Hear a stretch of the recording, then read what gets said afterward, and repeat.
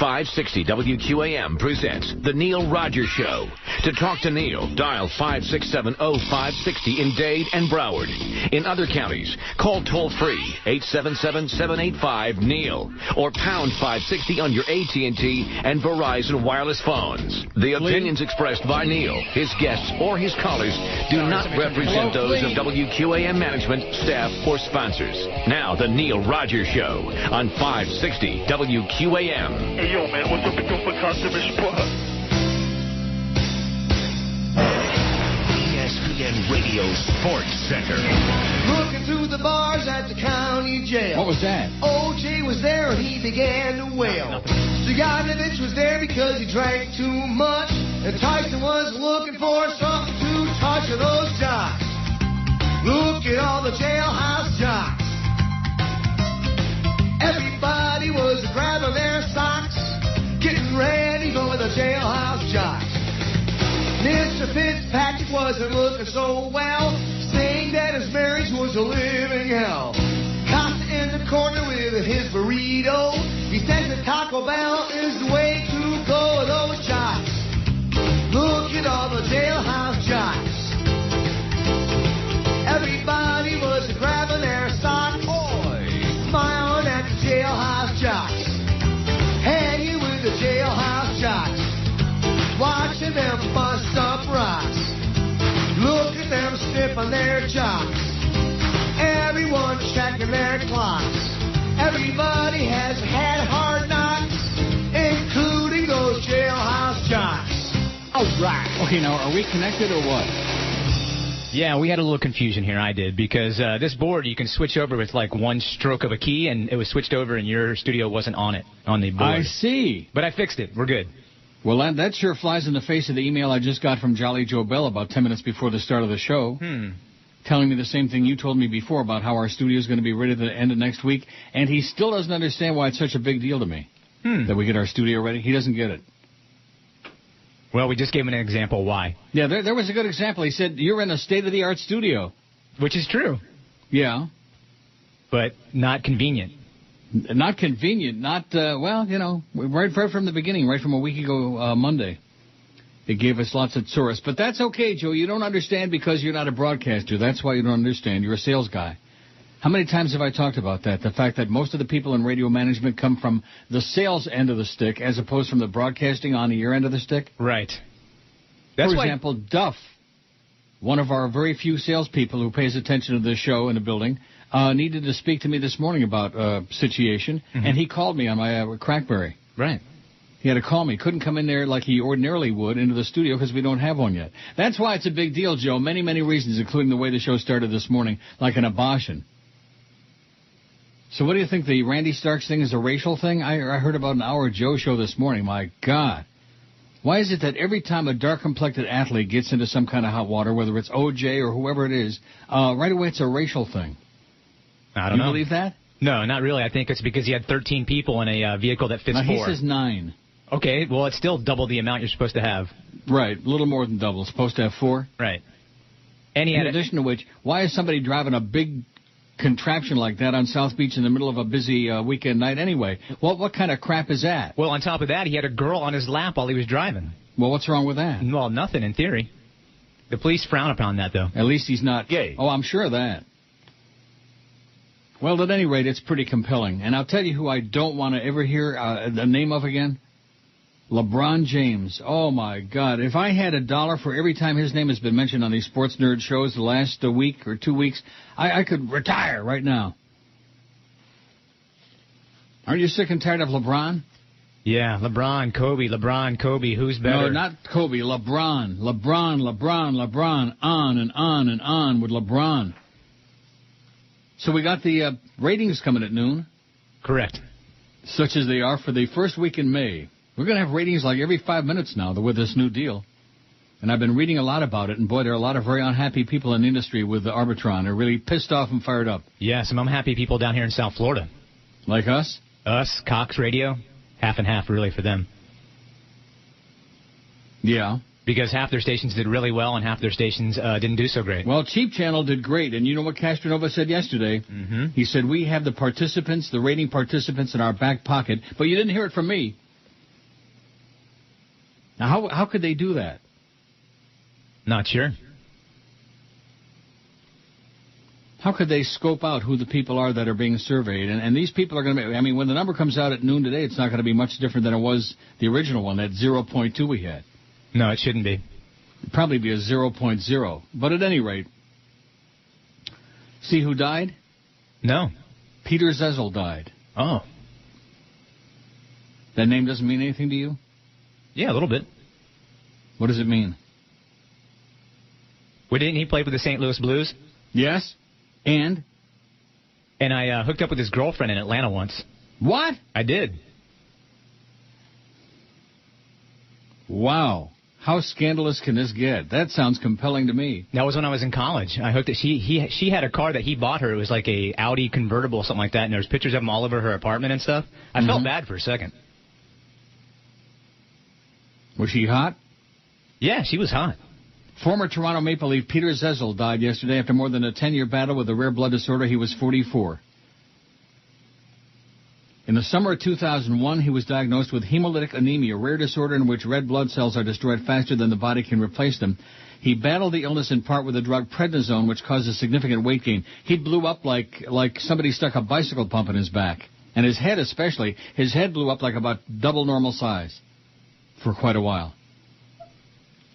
He played 16 years in the NHL, one of the most popular Maple Leafs when the team enjoyed a resurgence during the early 1990s. I remember that during the Dougie Gilmour days, baby. Oh, yeah. And Sylvain Lefebvre. Let's get hockey intensive. That should do it. That should get us down to a 0.0. I don't understand why you're so concerned about this makeshift studio, Flea. Sorry. Oh, what's wrong with that man? Why is he always so negatory? Why is he always so, as opposed to being supportive and helpful? Why has it always got to be some caustic? I don't understand why it's such a big deal. It is a big deal. It is. I don't have to answer to him why it's a big deal. Is it a big deal to you? It's a big deal. That we ought to have our own studio and it ought to be ready sometime in our lifetime? Instead of this crap sending text messages, I'm in the bathroom getting ready to hop in the shower, 8:20 in the morning, and here comes, because that's the only way you and I can communicate, other than phone calling. Zezel, 44, was admitted to hospital last week for surgery, but despite chemotherapy and the removal of his spleen, his situation worsened. Glenn Healy, NHLPA Director of Player Affairs, issued a statement on behalf of the Players Union. The hockey community has suffered a great loss, said Healy. Peter was a friend and a great family man who was well-liked by everyone he crossed paths with in our game. Our thoughts are with Peter's family and many friends during this difficult time. Well, one thing about him, he sure went a rough way. He's been dying for a long time. Yeah, and that's young, 44. Wow. Yep. Here's the poll from yesterday. We had 1,005 votes. By the way, for the people at Arbitron who think that the entire audience has vanished, who can't find anybody in their sample who listens to this show, yesterday we had 1,038 people listen online on our website on neilrogers.com, and you said over 200 on the WQAM.com? Oh, no, it was over 500. Really? Yeah, it was like 510, something like that. Wow. So that means we had almost 1,600 people listening online yesterday, which is a lot more than, according to Arbitron, we have listening altogether. Yeah. Chubze and Dreard, the people in Beltsville, Maryland, okay? Here's the poll from yesterday. We had 1,005 votes. My favorite holiday is Christmas, 245, Thanksgiving, 225. Boy, that was a real battle. Christmas edged out because people like getting gifts, especially money. Give me some gelt. Hanukkah didn't do that well. It's because we don't have that many Jews. All the old Jews abandoned me. They all either died or moved to Boca. I hate holidays, 177. See, here we go again with that. I hate. Like the poll I got today. I only put it on there gratuitously just to see if anybody would vote for I hate all of these movies that Neil likes. It's in third place now. I hate them all. And when you see the list of movies, how could anybody hate all those movies? But it's just a state of mind. It's the South Florida attitude. I hate holidays, 177. Independence Day, the 4th of July, 96. Halloween, spelled wrong, 71. You know, there were a couple of people that took the time to email me about the misspelling of Halloween as if it's our doing. Yeah. 71 said Halloween. My birthday, 51. New Year's Eve or Day, 22. St. Patty's Day, 14. Purim, 13. Labor Day, 12. Memorial Day, 11. Kwanzaa, 10. Cinco de Mayo, 10. Why, I have no idea. Hanukkah, 9. Passover, 8. Yom Kippur, 7. Why would Yom Kippur be somebody's favorite holiday? Not sure. When you can't eat? Yeah. When you have to atone for your sins? I mean, if you look at the two winning holidays, they're both big eating holidays. Yeah, Christmas and Thanksgiving. That's right. They're gluttonous, man. Mm-hmm. We got a lot of gluttons out there, including me. Father's Day 7, Easter 5, Valentine's 5, Rosh Hashanah 3, Passover 2, and Mother's Day 2. Only 2 for Pesach. I guess they're not that big on the Pesadiki candies. How about the Seder? Don't you get some good crap like brisket and latkes on Pesach? Love latkes. Oh, so do I. If you'd have been working there back in the day when we had Corky still in business, they would have brought you a whole bunch of brisket and potato latkes. That's what they used to do. Back when we could get food brought in, before Jolly Joe became a hard ass. What is with his whole attitude about life? Why is he so negative? I don't know. Why can't he just, the other information was fine, about their other priorities, the other building, they got to do this, and Power 96, they got to do that. That's fine. We can wait till the end of next week. At least we now have some kind of a time frame, alleged. The Dow's down 42 points, not off to a stellar start. I just don't understand why it's such a big deal. Why is everything such a big deal? Why are you such a pain in the ass? Why are you and your lawyer such a pain in the ass? A very sour guy. He looks like a sour guy, and he is a sour guy. Your buddy, your close personal friend. Jolly Joe. I still don't understand. No, you wouldn't understand because you don't get it at all. This is a guy who doesn't even come close to getting it. But someday, you know what? Someday he's going to get it. Oh, yeah. I have a feeling. I just have a feeling in the pit of my ass that someday he's going to get it, whatever it is. Taking a look at today's poll, which I like this poll. You like it? I like it, but I have a question about it. Wait a minute. You like it? Go ahead. Now, you left off The Godfather intentionally, I guess, right? It says, other than Godfather. Now, that would have won hands down, you think? Right, of course. Okay. Landslide. It's like asking, is today Wednesday? It's pointless. Other than Godfather, of all the movies Neil loves, which one do you like best? 282 votes so far. Network 67. Thank God. Yeah, that's good. That's one of the greatest movies ever made. Patty Chayefsky was a genius. A Clockwork Orange 49. I hate them all 45. When you hear this list of movies, how could anybody who ever has seen a movie in their life hate all of these? Glengarry Glen Ross 42, Deliverance 41, Requiem for a Dream 16, Dracula 11, I'm talking about the original one with Bela Lugosi, Imaginary Heroes 5, The Hospital 5, George C. Scott, Magnolia 4, The Covenant 1 with the lovely Stephen Strait. 294 votes. I hate them all 47, third place.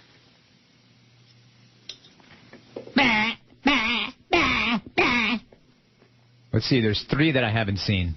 Yeah. Imaginary Heroes, The Hospital, and The Covenant. Well, you wouldn't like The Covenant. No? No. The Hospital with George C. Scott is a must-see. About the butchery that goes on in hospitals, it's great. That's also Patty Chayefsky, by the way. And what was the other one you didn't see? Imaginary Heroes? You'd like that. I'll have to check them out. Good movie. So which one is your favorite of that list?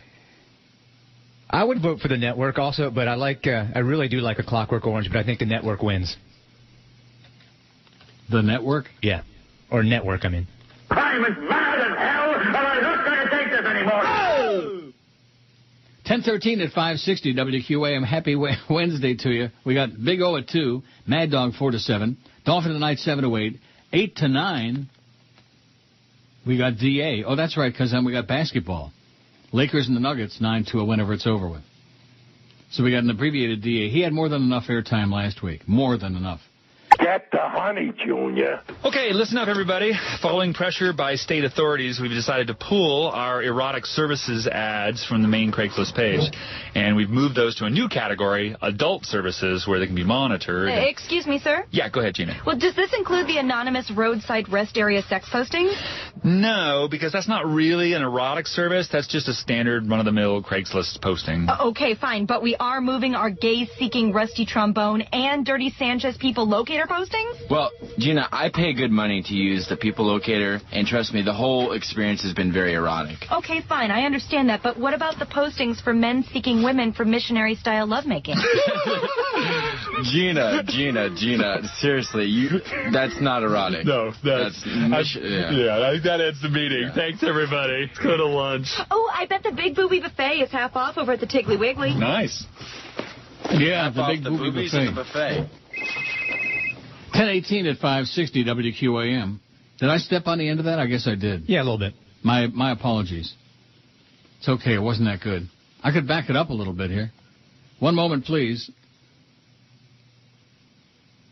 Off the money. And Dirty Sanchez People Locator postings? Well, Gina, I backed it up too far. It wasn't that good to play it again. Mark, who's obviously got a problem, says, I listen to over my computer at work. For the last 2 days when I try to listen, I get Joe Rose commercial and then nothing. Are you guys having trouble or am I doing something wrong? Mark, you're doing something wrong. We got a zillion people listening online, and you're the only one who said, now, yesterday there were some reports of, a little cutting out, whatever. Remember that? Yeah. But, some maybe it had like a brain fart or streaming. But today, Mark seems to be the only one. Are you getting any word on any streaming problems? Hopefully not. No, not yet. No. Rasta Paul, get yourself a life, Rasta Paul, because this is not a poll. How can other people add to the poll? Now, if I forget something like Fatso, Jim said you left off Fatso. Thank you, Jim. You're right. Please add Fatso, please. Okay, I'll do that. Can you handle it? You know another movie that I should put on there? It's one of my favorites, and I watch it every time I see it on cable. Christine. Christine. About the car. Oh, yeah. You don't like Christine? Yeah, it was okay. Well, I love it. For more reasons than just the story. John Stockwell was in it and running around. He was in bed naked in part of the movie, but nevertheless, that's just a fag thing. Rasta Paul says the mix today sounds very clean, and you can hear the new guy better than he sounded previously this week. Did you guys fix something? Did we fix something in our state-of-the-art studio that you're broadcasting from, Flea? Who knows? They're always potchking with something. Yeah, they're always potchking around. And it says, please add Taxi Driver to the poll. No, we will not add Taxi Driver because, number one, it's not one of my all-time favorite movies. And number two, who the hell are you to be telling me what movies I like? I liked it just fine, but was it one of my all-time favorite movies? No. Absolutely not. Is it one of your all-time favorites, Taxi Driver? It would make my top 25, maybe. Top 25? No, maybe my top 50. Other than Godfather, of all the movies Neil loves, which one do you like the best? Network, 75. Clockwork Orange, 52. I hate them all, 51. Bah! Bah! If Neil likes it, I hate it. Bah! Glengarry Glen Ross, 49. Deliverance, 43. Requiem for a Dream, 19. Dracula, 12. The Hospital, 6. Imaginary Heroes, 5. Magnolia, 5. And The Covenant, only 1. Probably some queen out there. I mean, just one. Boy, pretty exciting. Noon, we get another bunch of numbers. Yeah. They're going to be really, really bad because it's the same. This business where they don't change the sample like 10 or 15% of it and the other 85% or 90% stay the same for up to, 2 years? That's what they said, 2 years. That's a hell of a system, ain't it? But now I'm hearing that they know that there's a flaw with the system, so they may be changing things sooner than we think. Good. Maybe they can find a few Neil Rogers listeners. Because the people who listen to this show are not the same people who listen to A, sports talk, B, right-wing fanatical Nazi crap. Wow. But they just can't. So far, they haven't found you folks. Whoever's listening there, all 20 of you. Roscoe says, I got a story on this. Somewhere in my pile, I got a big story on this. Somebody sent me yesterday about Larry King. Remember the story I ended the show with yesterday about Larry betting on the horse and that fable that he keeps telling? Right. Well, it definitely is a fable. I'll find it in my pile here somewhere. Are you sure? I'm positive. Anyway, it says EquiDaily.com had a series of stories about the Larry King story last week. Several inconsistencies were pointed out. The horse he supposedly won all the money on never raced at Calder. In 1971, Calder didn't even offer trifecta wagering. And in an interview with Esquire magazine 4 years ago, Larry claimed he won $12,000 instead of $8,000 on that fateful day. Roscoe says a typical TV talking head, he couldn't tell the truth if you put a gun to his head. That's for damn sure. Uh-huh. Boy, the stories that he used to tell. Just a compulsive BS artist. That's how he got to where he is now. Goes to show you, BS is where it's at. All you people under the age of 100 out there, if you want to BS your way through life, it works for some people just fabulously. I'll find it in here somewhere. It's in my big-ass pile. Yeah, this is a horse that never raced at Calder, the one that he claimed. And also, when I find the other story, she never won a race. Whatever the horse's name was. We'll get to it. It's compelling to, hold it out there, to tease with it. Are you teased? Yes. Oh, here's the fake Larry King sends me this. He says, don't let Joe Bell win. He wouldn't know compelling radio if it bit him on his fat ass. When you read the ratings today, could you give the breakdown of Paul and Ron versus Bubba? Well, the problem with that is that Bubba's demographic is 18 to 34. Don't we get those at all? I guess we could. Yeah, we can get them. Men 18 to 34. That's supposedly his demo. Right. Mandich versus LeBastard. Says, hope you break a 0.2 today. Any report on George? No. Haven't heard from George since you talked to him on Sunday. Right. And I haven't had any more email updates. I thought we'd be getting those every morning. Something new, but maybe there's nothing new to report. I'm sure when he's got something definitive and new and exciting to report, we'll be the first ones to hear it. Or some of the first, and I'll pass it along to you. John ZTR says, speaking of A Clockwork Orange, you should check out Blu-ray version of it. I know you're against Blu-ray. I'm not against it. I just don't need it. But ask Flea, the difference is night and day. By the way, too bad George is gone. I sent him a copy of the movie Doubt a while back, and he claimed to hate it. Really? I find that hard to believe. Not that John ZTR would lead us down the garden path, but it seemed to me a kind of a movie that would be right up George's alley, Sally.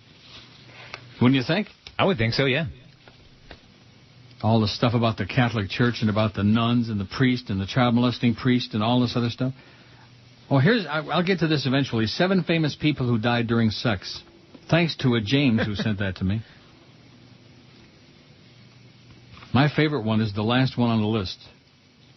Well, it goes backward from number 7 to number 1. Number 1, Pope Paul II. It says, believe it or not, 2 popes have made the list of famous people who died during sex. Make of that what you will.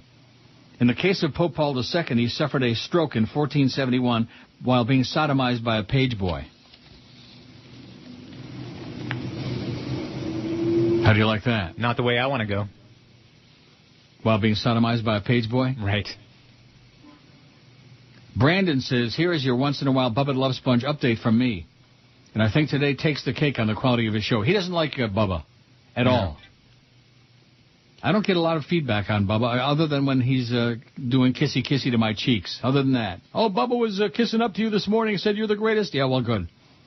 Hopefully some people will get surveyed in the ratings. That's more important to me than whether Bubba likes the show or not. Not only does he have Tucker Carlson on all the time. Oh, Tucker Carlson and what's his name all the time? Who's the other one he's got on all the time? The wrestler? Hulk Hogan. Oh, yeah. They're best friends. But today, while Tucker was on, both him and Tucker got into a very in-depth talk about shaving your body hair, including the boys downstairs. Bubba shaves, Tucker does not because it questions his manhood. Well, maybe he ought to ditch that bow tie. That don't do too good for his manhood either. Bubba replied by saying he was a manly man. Maybe the new rating system isn't wrong at all after dropping his ratings way down. Now, that's right, Brandon. We really got a 0.2. We had 84 billion people listening online yesterday, and we have a 0.2. He says, and one thing that really pisses me off is that people call his show, sometimes he protects their voice by distorting it. Because if it's a serious subject they're calling about, he wants to keep it so nobody would recognize their voice. I only listen to the swill when both Bob and Tom and Elvis Duran are on a commercial break at the same time, says your close personal friend, Brandon. Who so far, by the way, has no complaints about you, but wait till summertime when Cordis joins you, when I'm not here. Injun killer. Hi there. Bothered by those pesky religious fanatics? Excuse me, have you made peace with the ultimate supreme being? Leave me alone! Yes, you could try blowing them up. Pardon me, sir, but did you know that your immortal soul is in danger of... But think of the mess, not to mention those legal fees. That's why we at Lingam Labs have developed Jehovah Way, the clean, simple way to rid yourself of those annoying acolytes. Jesus loves me, this I know, for the Bible... Knock it off! Where are we? What are we doing here? I don't know, man. I gotta get a life. Me too. Yes, Jehovah Way. Proven safe and effective. And for those annoying encounters at the airport, it's new travel-sized Jehovah Way. Hare Krishna, Krishna Krishna. Oh, hey, where'd I get these stupid clothes? And where's my hair? My hair! Yes, Jehovah Way, the little spray that keeps fanatics away. Look for it in the pest control section of your local hardware store. Well, the reason I play that is because the Jehovah's are doing their big thing starting this weekend. Yeah. The start of the Jehovah's Witnesses convention season, and this year they'll be preparing for the end of the world. Oh, my God. Starting Friday, Witnesses will host 14 consecutive weeks of conventions at the Christ Convention Center on Palm Beach Lakes Boulevard in West Palm. I'll get back to that. I'll get back to you, Diana. Here's one. You made a mistake. You made a mistake. Mistake, mistake, mistake. It says the 500 listening from the QAM website are included in your total count of listeners. They run from the same streaming server. Is that correct? I have no idea. I guess Eric can let me know. Yeah. No, not that it makes that much difference. Because 1,038 is a pretty hefty number. Yeah, I don't think that's accurate because I think you take the streaming from the website, but you don't get the count of the people. That's on a separate system, I believe. So I think that guy's wrong. You're wrong. You made a mistake. You made a mistake. Alex says, for the poll, I've never seen any of them. If there's anybody who's never seen any of those movies listed on that poll, then you're not qualified to vote on it. You know what I mean? Right.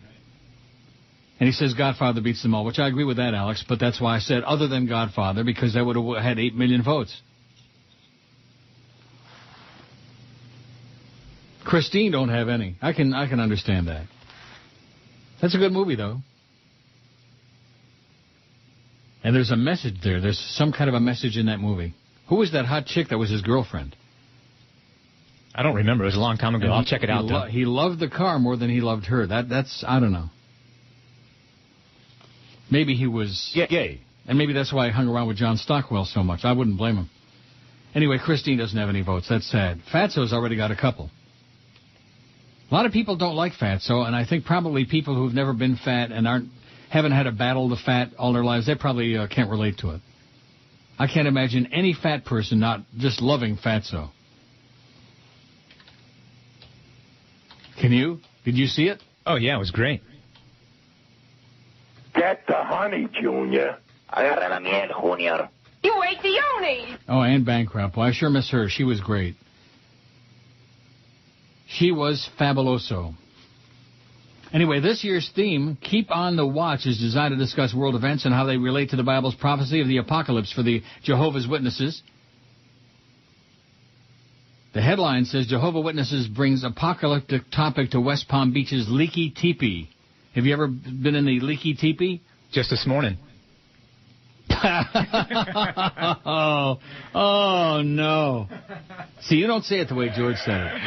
No. But that was good. That was excellent. Just this morning. What a putz. Anyway, how to survive the end of the world be preached at 11 a.m. on Sunday in the Leaky Teepee. Which would you rather have, a leaky teepee or a leaky peepee? We feel that, as eminent spokesman Richard Ferris said, we can't really put a date on it, but the scriptures tell us nobody knows days or hours. But we'll look at the signs as they appear. What?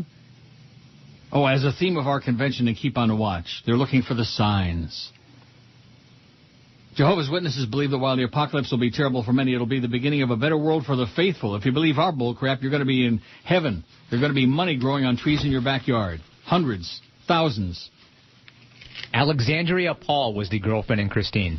She was pretty hot, if you ask this old fag. Yeah, she's hot. She was. Mm-hmm. Going door to door with Bibles and informational packets has become a trademark for the Witnesses, and Ferris said there's a reason recruiting is such a major part of their religion. While we don't relish the thought of destruction that's going to take place, that's why we feel so strongly. You know, when I was a little kid in Canandaigua, New York, I was maybe, say 12 years old. So that would be like 1954. And back then they were coming knocking on the door. They had their magazine is The Watchtower. The final days, the end days, that was like 55 years ago. And here we're still here. I guess they're a little bit off, you know? Just a tad. Kind of like our management. They're a little bit off. Kind of like the people at Arbitron. They're a little bit off with their numbers. That should be our new theme of the show. What's the point? Oh, point 2. Oh, here's another one. Pull misspelling. Just amazing to me how few of you people really have anything to say, but when we make some kind of a mistake on the website, you have the movie The Covenant listed as The Convenant. Well, guess what? I'm looking at the thing that I wrote out myself and sent to Eric, and it says The Covenant. Maybe Eric made a typo, okay? He's entitled. Mm-hmm. He's a great guy, does a fabulous job for us on this website and doesn't charge a penny and has for years and years. And because he made I see, he's got an extra N in there. The convent. Maybe it's another nun movie. Like Doubt. Oh, the fake Anita Bryant says the new George, what's his name, is pretty entertaining. It's nice to hear someone who actually cares about his job. I don't know what George is doing these days, but who cares, she says. What a bitch. Wow. You, Neil, are the last entertaining thing on radio anymore. You and Mr. Ego, that is. Oh, God. I can identify how bad AM radio has gotten by the amount of NPR I listen to. Anyway, and NPR showed up on that number for the first time ever. Right. Anyways, have the new George talk about his background in radio. Oh, I'm not... Didn't we get this yesterday? The same crap. He's already done that. Been there, done that. Go away. Right. All you fakes, fake this one, fake that one, screw off. Oh, Blackie, no thanks. Why satellite radio makes us beam. He sent this to me yesterday. I wasn't going to use it then, and I'm not going to use it now.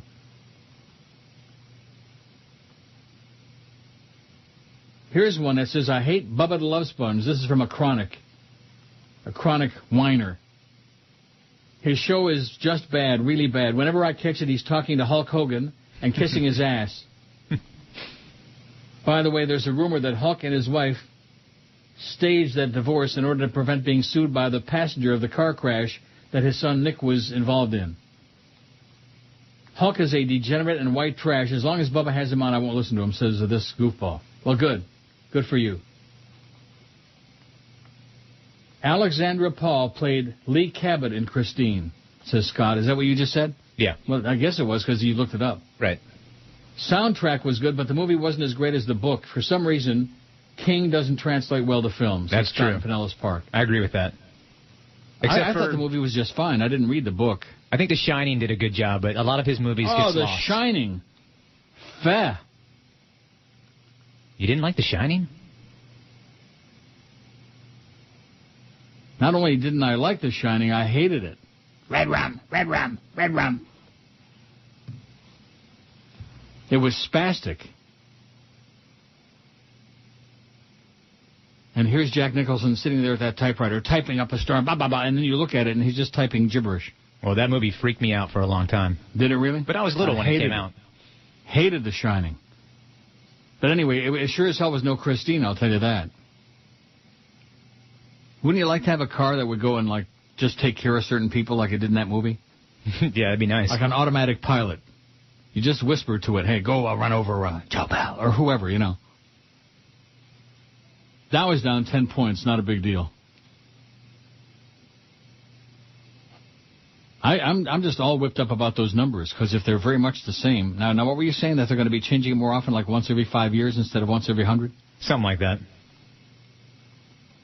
What was wrong with the old methodology? Was there some problem with it?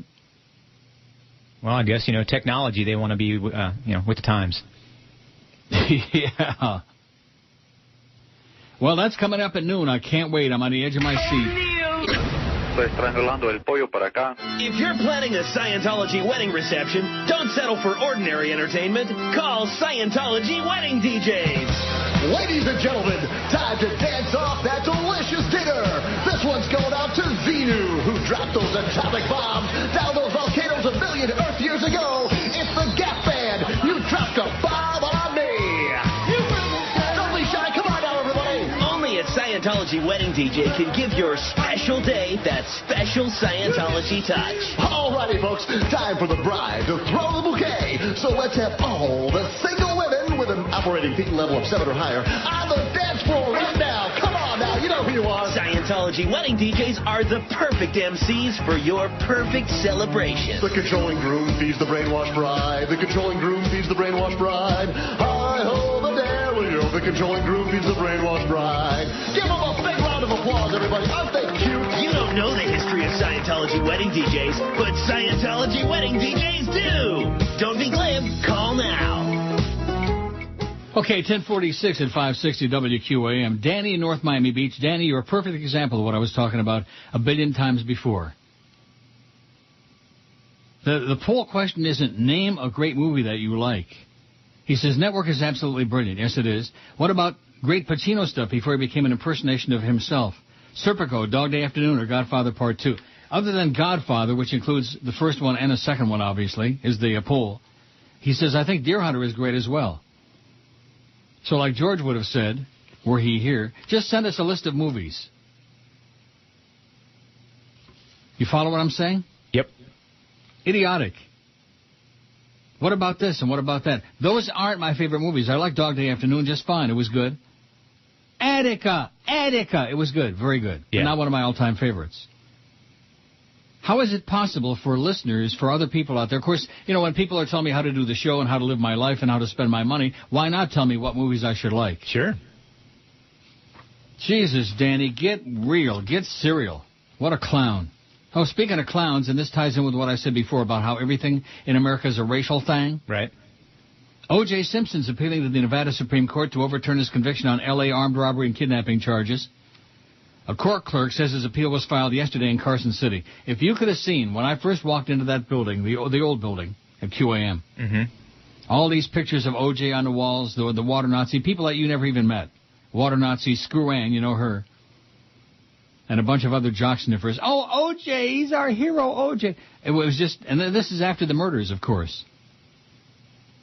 The appeal alleges Simpson's conviction in a hotel room confrontation with two sports memorabilia dealers was tainted by judicial misconduct, a lack of racial diversity on the jury, and errors in sentencing and jury instructions. The document criticizes Clark County District Judge Jackie Glass and accuses prosecutors of improperly questioning witnesses about allegations of intimidation. Lack of racial diversity on the jury. It could take a year or more for justices to issue a ruling. The former football star was convicted last October, serving 9 to 33 years in state prison. 500 years ain't enough, but 33 will do. He'll be pushing up daisies in less than 33. Oh, Manny from Acapulco, the fake Manny from Kendall, says Scarface is better than any of those movies on your poll list. Well, guess what? I'm not a big Scarface fan to say the best.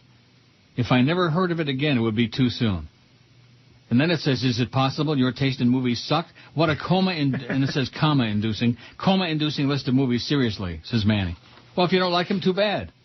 Do you think it's a coma-inducing list? I think that every movie on there, or maybe with exception of one or two. No, I'm sticking with the comma-inducing.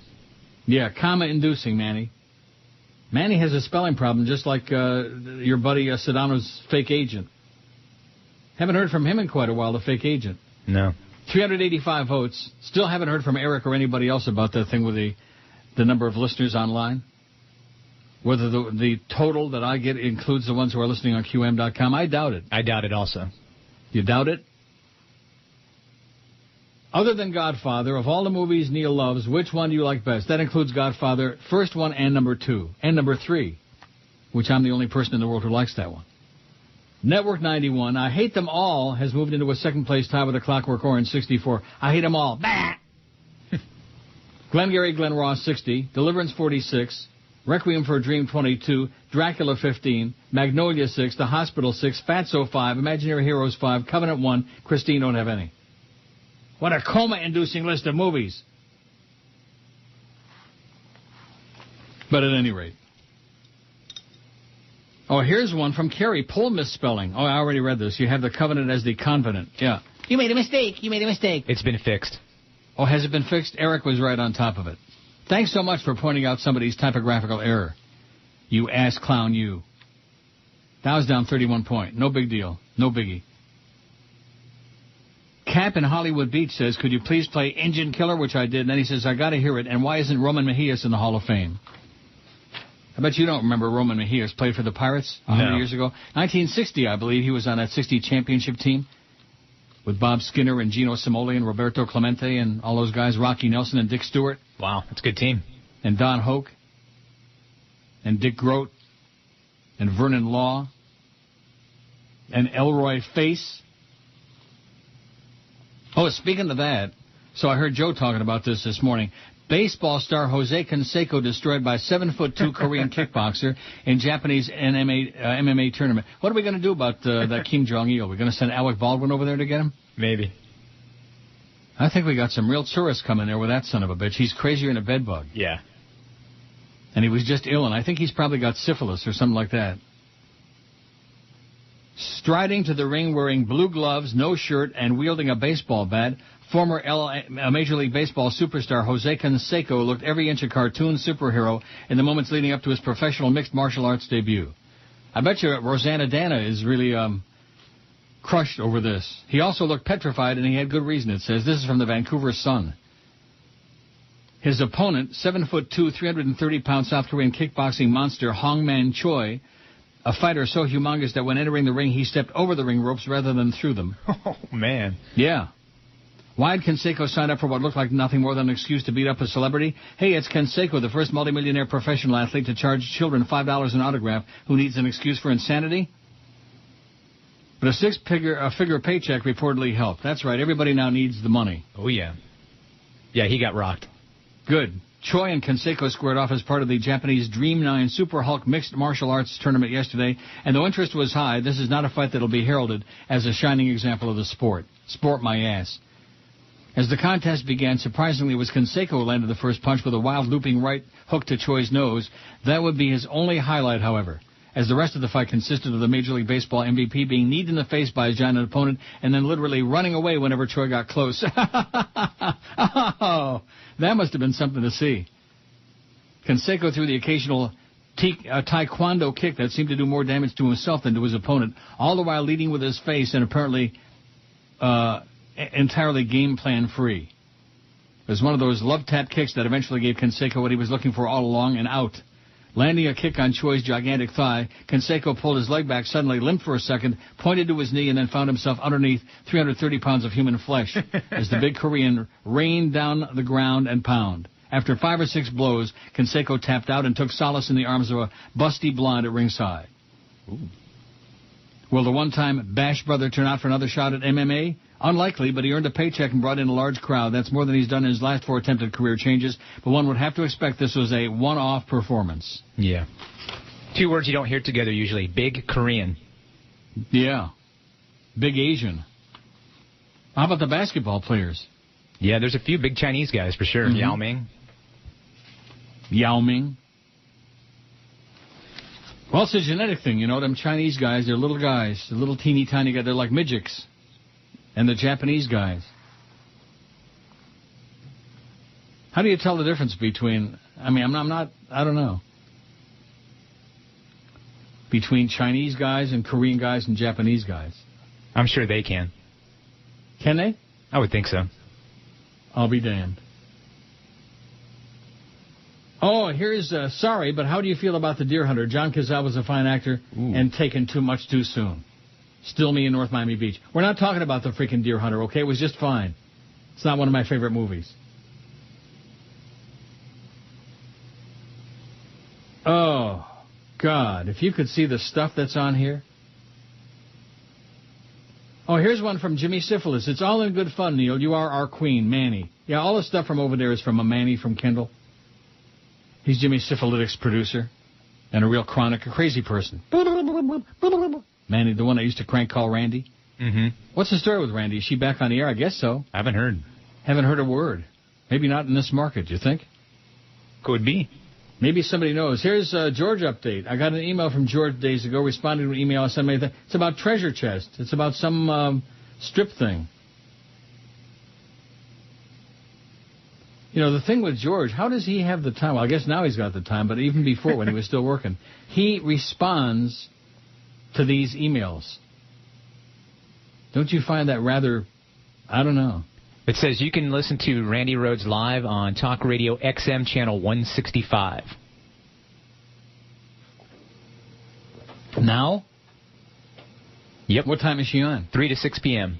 Well, thank God she ain't on like between 10 and 2. We're not going to be promoting that. With our point 2. So we got only an hour to wait before those big Arbitron, that new technology comes raining down on our head. I'm thinking maybe a point 1. Oh, Neil! You're listening to Neil Rogers. This is the Neil Rogers Show. Rock solid. This is your brain. You fairy. Any questions? White men in suits. Tailored suit and tie guys, white men in suits, robbing us blind. White men in suits with tasty flesh on the inside. White men in suits the clean and shiny symbol of crime. White men in suits breaking the law is a safe bet. White men in suits, long as you dress for success. White men in suits, I'm gonna buy a sharp new blue suit. White men in suits, and be a crooked a-hole swindler like you. White men in suits, BS talking posers. White men in suits, no more free pass for you. White men in suits, Eucharistic Christian soldiers. White men in suits, you make everybody gag and puke. White men in suits, get flustered and indignant. White men in suits, when you're consistently wrong. White men in suits are finding new boyfriends in prison. White men in suits, all your credibility is gone. White men in suits are to be respected. White men in suits, it's time to turn that around. White men in suits should have their own water fountains. White men in suits will build a separate toilet for you. Oi! White men in suits, exuding prestige and importance. White men in suits, dressed to impress. White men in suits, how very self-important. White men in suits, you should all be sentenced to death. White men in suits, with our souls inside their briefcase. White men in suits, demand respect and are revered. White men in suits, sinister and two-faced. White men in suits, we should lock up all you dirty cracker queers. You fairy. 11:03 at QAM. Happy Wednesday to you. So here's one from an email from Hyman Rath, not Roth, Rath, W-R-A-T-H. Okay. I don't want to say there's a lot of illiterate people out there, but you know what? There's a lot of illiterate people out there. Are you sure? Hyman Rath says Shawshank Redemption and Green Mile are two Stephen King books that translated to great movies. Pet Sematary was okay as well. I didn't see Pet Sematary, and I have Shawshank Redemption in the other room, and I still refuse to watch it. And I think Pet Sematary was horrible. Well, there you go. And what's that got to do with Christine? Christine was fine. Was not one of the all-time great movies. One of my favorites, but that doesn't make it great any more than Covenant. Covenant's got one vote. Christine's got one finally, and we got 408 votes. Anyway, Eric tried to clarify, but he only confused it for me. Maybe you understand this. Okay. It says, I think the number you're looking at is the number of clicks on the listen link. Note that if someone is having problems with the stream, they may have clicked on it more than once. Yeah, I do take that into account on days when the thing drops out, and we have like 80 zillion people allegedly listening, and I realize that they're clicking on a whole bunch of times to try to reconnect. Right. But here's the point I want you to listen to very carefully, being the technical expert and pervert that you are. Since the advertising box that pops up is delivered from QAM's site, QAM's count should already include ours. But it does not. No, it's what we get, what I look at is not the clicks. I get the actual listeners at the time that I click on and look. So I can tell you exactly how many listeners are online at that time. Oh, at that moment. Yeah, at that moment. So it's different. And when did you get that 500 number? I can go back and look, like, in 10-minute segments, how many people you had listening online at any given time. Mm-hmm. And I think it was at 12 o'clock, between 12 and 12:10, when it switches, there was 510. And at that given moment. At that given moment. The number I'm looking at is the total number of people who listened online during the day, during the 4 hours. And I look at the actual live listening that's going on at that moment. And then that's more than Arbitron gives us credit for the whole audience. Right. Bastards. Retards. John in Lake Worth says, Randy is on WJNO up here in West Palm Beach, 6 to 9 p.m. on a delay. They replaced her time slot with Sean Manatee. Sean Manatee. I mean, what kind of a name is that? Is that like Eddie Aardvark? Sean Manatee. No, I'm guessing he's saying Sean Hannity, but making fun of him because he's fat. Oh, I see. Well, I'm glad you picked that up because, I'm not into Sean Hannity at all. He's just a big, fat, right-wing blowhard. That reminds me, did you see Mancow get waterboarded? No. He did it and admitted that, yes, it's definitely torture. He hit it for 2 seconds and gave up. He sure made an impact in this market, I'll tell you that. Yeah, he's an ass. He had a point. He never moved the needle on the Richter scale. Of course, who am I to be talking about numbers now after that .2? Anyway, Randy's on a handful of stations. I believe she's broadcasting from Washington, D.C. Nothing but ultra-right-wing Nazi radio here in South Florida, says John. Down to your talk show only. Flea is doing a good job. He's tops in my book after admitting he tagged that dead hockey player's girlfriend. Hope you're well. Yeah, I'm okay, John. I'm doing all right. And you know where I'm going today? Woodbine. Nope. Close, but not a match, and the board goes back.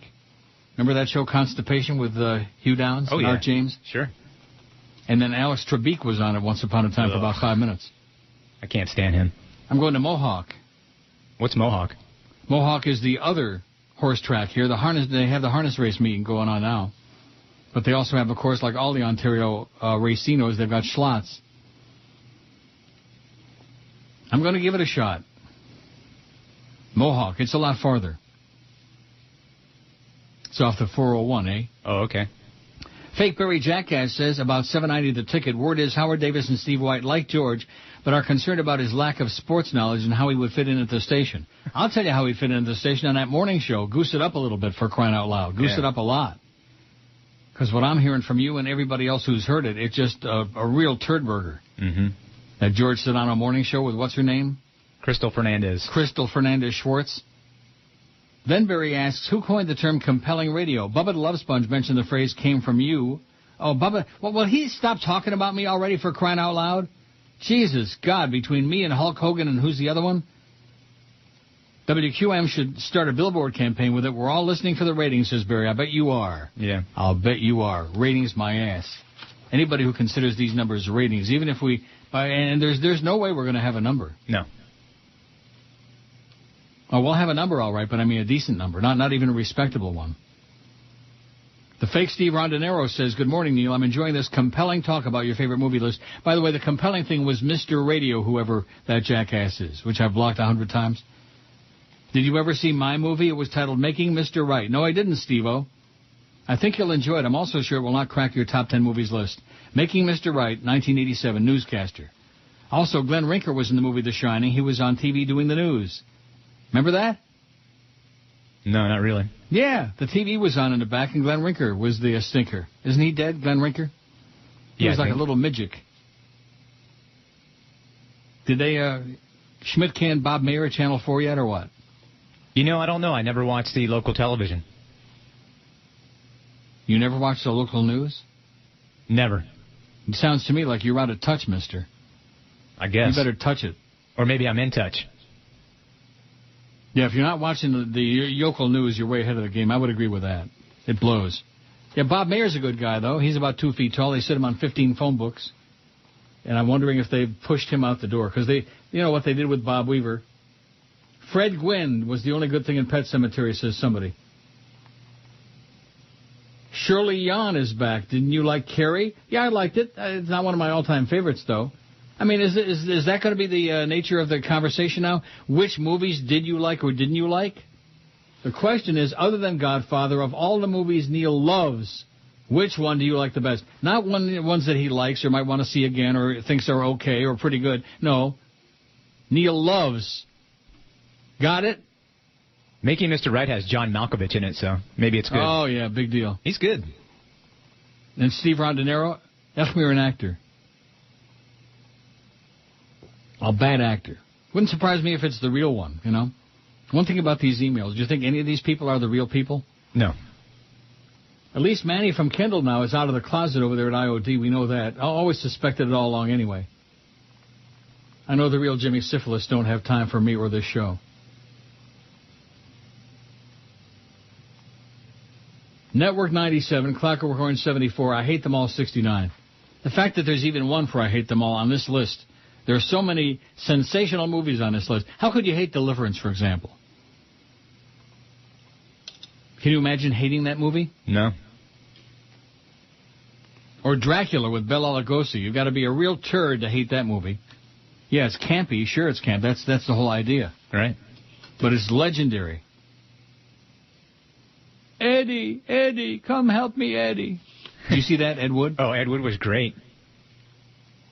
Jim in Cooper City says your attorney should be working for you for free for all the publicity you give him on the air. I know a lot of attorneys. I never heard of Mr. Kent till I listened to your show. That's Miss Kent.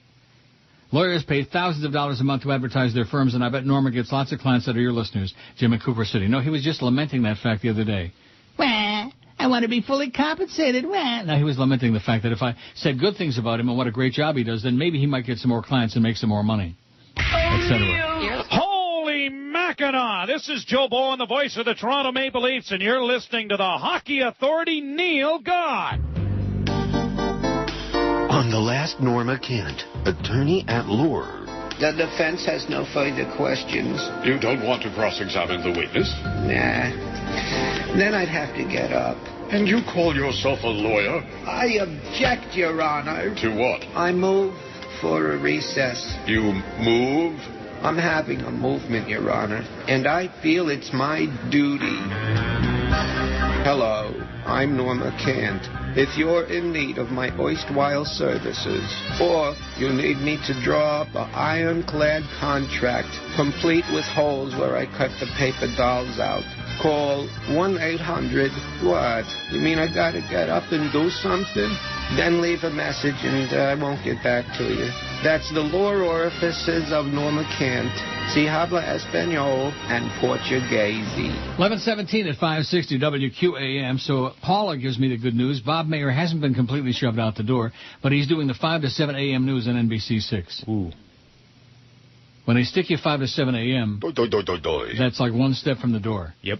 And Paula says, broadcast news rules. I've tried to watch that a few times. I get maybe about 10 minutes into it.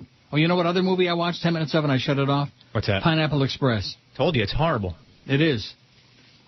I don't think it was even 10 minutes. I mean, I'm just one of those people, if it's a movie I'm sitting at home watching on TV, and I just can't get into it, I'll just flip the channel, that's all. I will not sit there and continue watching if I find it ponderous. And Pineapple Express was beyond ponderous. It was just unwatchable. Yeah. And I like those kinds of movies, too. Stephen Alexander, who's just a real chronic ass clown. You notice how there are some people who they keep listening, but they're always like, bah, bah, bah. Everything they send you is negative. Mm-hmm. He says, are you a real Clockwork Orange fan? Oh, I think they're coming for Steve. Do you hear him? Mm-hmm. Can you hear it? Oh, I can hear it. Oh. Do you know why it's called a Clockwork Orange? No, I didn't know, and I Googled it. It says, where does the name come from? Bet you can't do it without looking it up. No, I could not do it without looking it up. And does that mean I'm not a fan? See, I'm not one of those people that has to know trivia. It's like music. Oh, do you really like such and such a group? Well, who's the drummer, and who's, does this, and who, like that. Right. Pseudo-intellectual idiots, ass clowns, like Stephen Alexander. Do you know where the name comes from? I have no idea. Well, you will now. The title is taken from an old Cockney expression, as queer as a clockwork orange, and alludes to the prevention of the main character's exercise of his free will through the use of a classical conditioning technique. With this technique, the subject's emotional responses to violence are systematically paired with a negative stimulation in the form of nausea caused by an emetic medicine administered just before. In other words, they make him puke his guts out. Mm-hmm.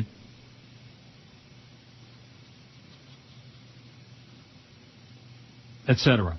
Yeah, I'm a big fan of the movie. I watched it several times, and I learned something today, thanks to Stephen challenging me. Do you know why? I bet you there are 2 people out of the entire audience of 50 who would be able to answer that. Queer as a Clockwork Orange. There you go, Stephen. Putz. Anyway, this poll has elicited a lot of response, mostly negative, as you'd expect. Rosenhaus fired by football player. The story is on Yahoo Sports. Have you heard also Peter Zezel died yesterday? It's the first thing I mentioned today. I talked about it at length. Peter Zezel. He was a good player. Not a great player. He's a good player. Good defensive forward. Excellent face-off man. Number 25, Maple Leafs. Oh, here's one from Hyman Rath. I'm not illiterate, Uncle Neil. I'm solidly semi-literate. My handle was obviously a weak attempt at cheekiness. Oh. It says, if you have to explain a joke, it's not very good. That's right, Hyman Rath. Roth. Steen. 443 votes on the poll. Other than The Godfather, of all the movies Neil loves, which one do you like the best? And these are the list of movies that I love. I'm not saying that they're the best movies ever, that you got to love them. I'm just asking which one do you like the best. That's all. Network, 100. Clockwork Orange, 76. I Hate Them All, 69. Glengarry Glen Ross, 66, as in... You fairy. Deliverance, 50. Requiem for a Dream, 30. Dracula, 16. Fatso, 9. Magnolia, 8. The Hospital, 8. Imaginary Heroes, 5. I haven't seen any of these movies, 2. Oh, come on. Christine, 2, and The Covenant, 2. Haven't seen any of these movies. Can you imagine that? No. What is with these people? Are they like locked in a room somewhere? They're locked in a crypt? My God, and I'm sure I left, many off of here, but I pondered and wondered and thought about it. And then I said, okay, what's wrong with being an angry prophet denouncing the hypocrisy of our times? What a great movie. I'm finding that people under an age, young punks, they don't like it. No special effects, moves too slowly for them. They fall asleep in the middle of it. Has a storyline. What? It has a storyline. Yeah. As opposed to just a bunch of special effects. Right. And Arnold isn't in it. So David says, I did get an email from George a couple of days ago responding to an email I sent on May 13. I asked him what the name of the featured performer that used to grace the stage at Treasure Island and fire ping pong balls from her. He came back with a correct response. Ironically, I'd emailed him while listening on the Internet, living in Annapolis, Maryland now, and learned on that day of the contretemps surrounding his potential departure. Once I realized what was going on, I hadn't listened in over a year, I'm ashamed to say. I apologize for asking such a trivial question during the breaking controversy. I hope he is well. And we hope he is well, too. We haven't heard since Sunday. Today is already Wednesday. As a native Miamian, graduated from Beach High in 76, a longtime listener started listening in 82 to WNWS, that iconic lineup of Alice Rantel, Shirley Tweeter, Steve Kane, and Neil Rogers. And was Jerry Witchen around late night after you? Yes. All through the show iteration since. Moved to Annapolis almost 3 years ago, but check in when I can. You're still the greatest radio talent I've ever heard. Not that my accolades mean anything, and I wish you the best. How do you like that? David in Annapolis says I'm the greatest radio talent he's ever heard. I guess his radio don't pick up too many stations. Not with a .2. See, that number means nothing to me. No. Anybody who would believe it's got to be, just somebody who hates me like poison, or somebody who doesn't understand the audience. Or who doesn't understand why I'm concerned about having our own studio so we can do the things that we need to do in our own studio, like communicate in the morning and other times. And so salespeople like Muff can come in and communicate and confabulate. I don't understand why it's such a big deal. How can anybody, in my lifetime, I have never, ever worked for, I've worked for some real bozos, and I'm sure you have too, but I've never worked for anybody who is so consistently negative. Negative. And whatever I'm concerned about, whatever I need, whatever we need on the show, I don't understand it. Oh, what's the big deal? Why are you always making trouble? Blah, blah, blah. That's him. As opposed to being supportive or constructive or like that, And then when he's telling me about how we need to be compelling every moment because people now are very antsy with the dial, and if you don't keep them glued in, they're gonna go away. That's how he's explaining this whole new system. Oh.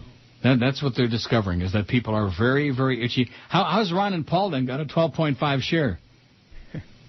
I don't know. I think it's funny that now all of a sudden we need to do compelling radio. Starting now. Yeah. How about back in the winter when we had the 6-7 share? Not compelling. What do you mean by that? How did we get to 6-7 then? Oh, I guess it was compelling then. It was compelling. How about all those other years when we were dominating before your buddy came to the market? How about all those years? We must have been pretty compelling back then. Of course, that's before they, I'm not going to go through it. There's no point. Because then it just sounds like sour grapes. No, it's all your fault, Neil. It's all your fault. You're old and gay and fuddy-duddy and, yeah. As opposed to young and gay. Steven says, and Justice for All should be on the list. Well, what does that mean? How can you tell me what movies I love? I like that movie a lot, and Justice for All, it's great. but it's not one of my all-time favorites. How could anybody out there tell me what should be on the list? That's like going to the doctor and you say to the doctor, "Hey, doc, how do I feel?" You know, it just doesn't make any sense. How's he going to tell you how you feel? One of the best endings to a film ever. Also, you need to see Full Metal Jacket, and then that would be on the list as well. Glengarry Glen Ross is God, says Stephen. Well, good, Stephen. I'm happy for you. I'm not going to put movies on there that other people tell me I should like.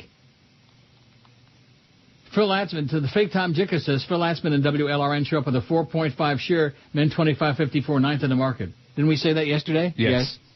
Ask Flea to queue up the 0.0 drop for today's PPM ratings. I guess meaning for us. Could be. Neil, has it ever crossed your mind that perhaps due to the incompetent engineering department at WQAM that more people are listening online than over the air? It says, I listen on my BlackBerry while driving because online listeners don't have to put up with the static, popping, cracking, snapping and crackling, lightning strikes, Celia Cruz music, and it goes on and on and on. I agree with that, though. It's easier to listen online than it is to listen to the radio. Well, when are we getting that big boost in the signal? When are they doing that? Soon. Is it true? I think it's true, yeah.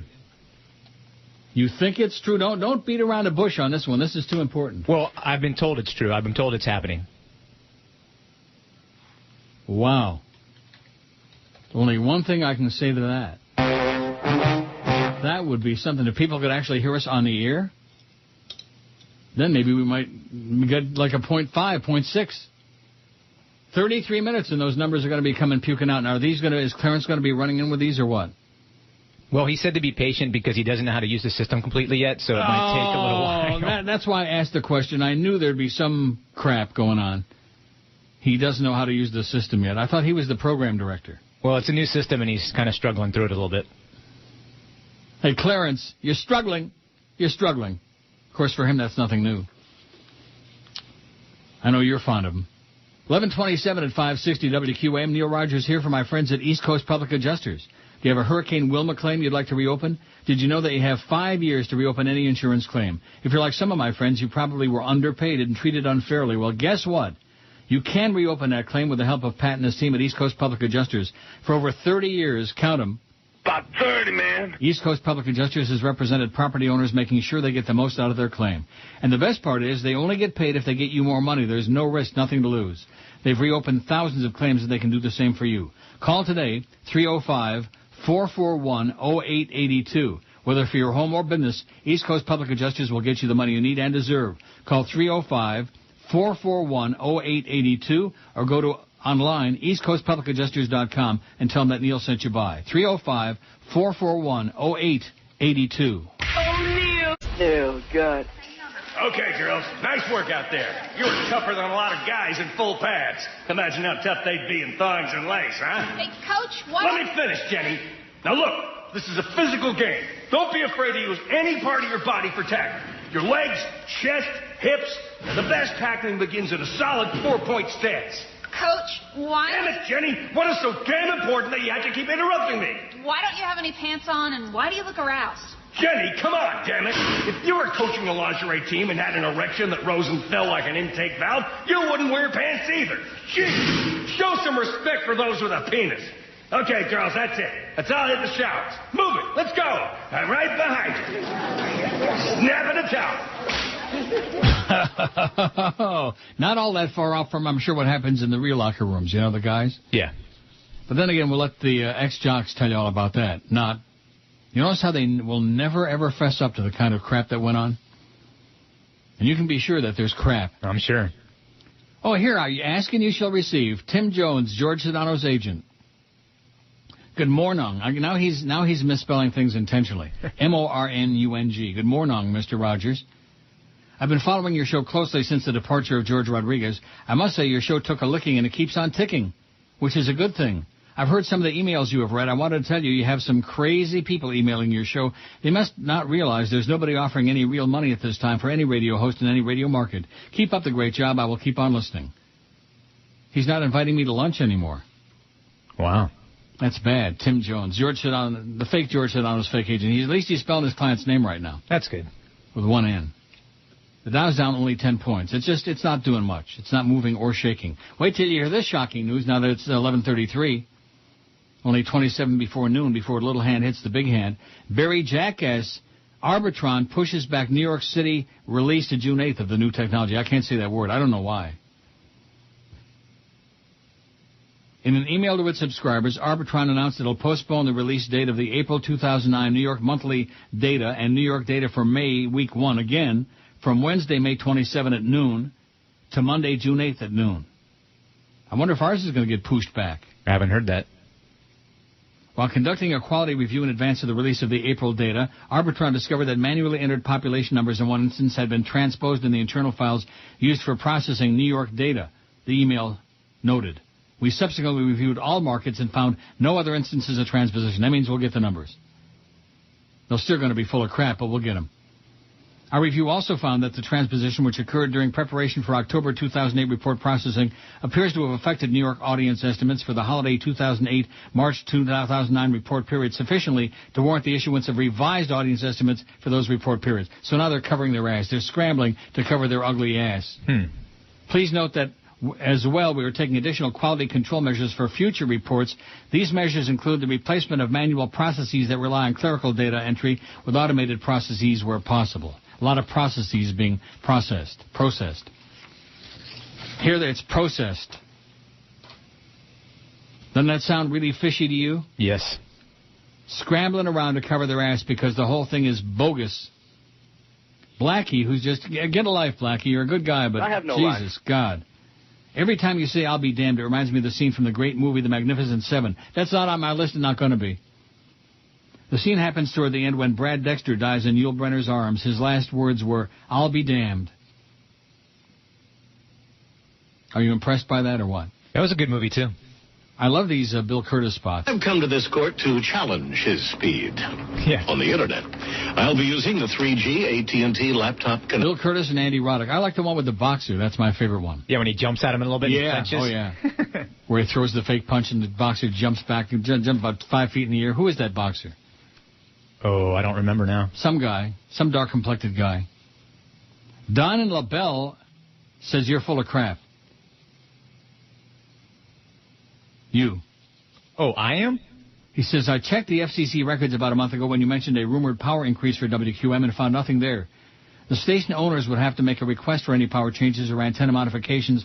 My guess is this may be someone's future plan, but nothing has been filed with the FCC, so don't hold your breath. That could be true. What? That could be true. I doubt it, but it could be. Well, it flies in the face of what you told us just moments ago. I'm just telling you what I'm being told, and what I'm being told is it's happening. When? What year? What? I would say 18 months. Well, that 18 months, that's not like imminent. No. 18 months, that's a year and a half. When you get to be my age, a year and a half is looking a long way down the road, mister. Year and a half, my ass. Holy moly. Oh, guess who died? I didn't tell you. Who? Besides Peter Zezel. Brooke Shearer. Never heard of her. No, I thought you were going to say Brooke Shields. Now, don't you think we would have already discussed that if Brooke Shields would have croaked? I would think so, yeah. Brooke Shearer dies at 58, former journalist and personal aide to Hillary Clinton. She had directed the White House Fellows Program and served in the Interior Department, has died. She died May 19 at her home in Washington, D.C. She was married to Strobe Talbot, a high-ranking State Department official in the Clinton White House, who heads the Brookings Institution Research and Policy Center in Washington. The couple's lives and careers were intertwined with those of President Clinton, whom Talbot roomed with at Oxford University in the early 70s.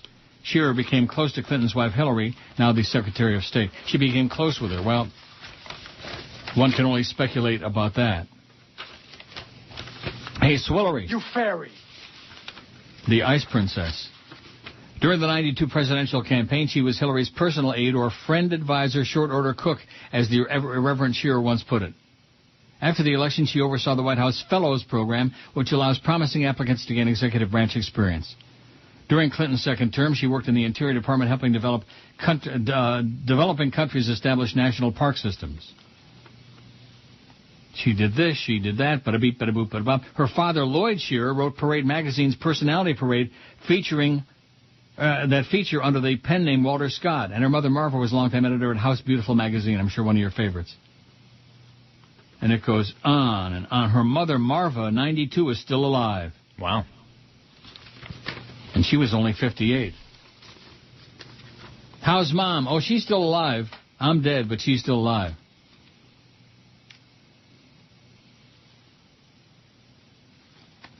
I think I've got the wrong... Yeah, I do. Wrong copy. And a good thing I caught it just before I looked. Nice job. Oh, wow. This copybook, I have a red copybook that's just loaded with stuff. Of course, most of these aren't on anymore. Shouldn't I clean it out when in doubt? Throw out a bunch of old crap? In fact, I think that's what I'm going to do over the upcoming weekend. I'm going to do house cleaning. I'm going to go through all the drawers in the studio. Oh, you have no idea how much crap there is in here. You have a lot of crap in your drawers? Well, some days. Hopefully not again soon. It's not a pleasant experience. Not lately. Not lately. You'll be pleased to know not lately. That's good. Although when you get to be my age, every now and then you're like, oh, gee, I hope that's not what I think it's going to be. And it hasn't been lately. 20 till noon. Till noon at 560 WQAM. Boy, it won't be long before Clarence is going to come running in there saying, oh, you guys suck. Are you sure? Yeah. Hey, Luis Miguel, play it, baby. She was a community icon in a community that needs an icon. As far as I can tell, she was the fantastic, iconoclastic Celia Cruz.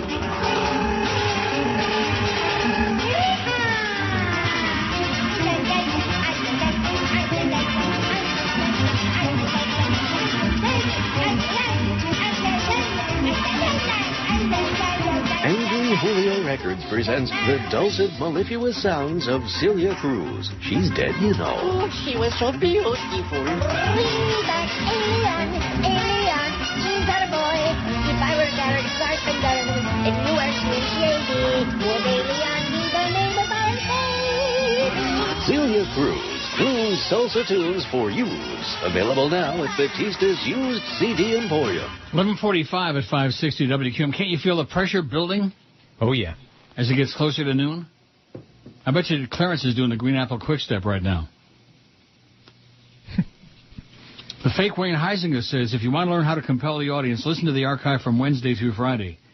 DA is a compelling, dynamic broadcaster. He'll create a massive spike on the new thing. The power of DA compels you. Compels. C-O-M-P-L-E-S. Compels you. Those shows, Wednesday through Friday, the few minutes that I heard, was the worst swill in the history of the subhuman race. Is there any debate about that?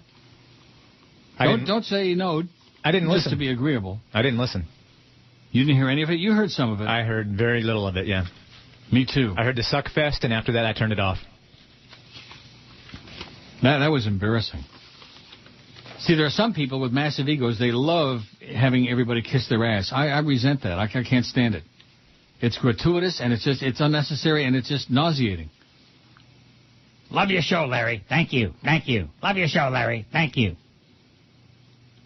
My anal chapstick says, WQAM and NeilRogers.com are not the only places to get the live stream of the show. There are dozens of URLs to get your show. How do you like that? Did you know that? I did not. For example, and he's got one here with all these numbers, WQAM, AM, CMP3. Huh? How can you possibly accurately capture all the listeners that are out there? I'm not saying we can. I'm just telling you the ones that we can track. He says the rating services are crap and we'll never know how many are listening. The scientific statistical formulas are garbage till they know just how many sites are mirroring the broadcast.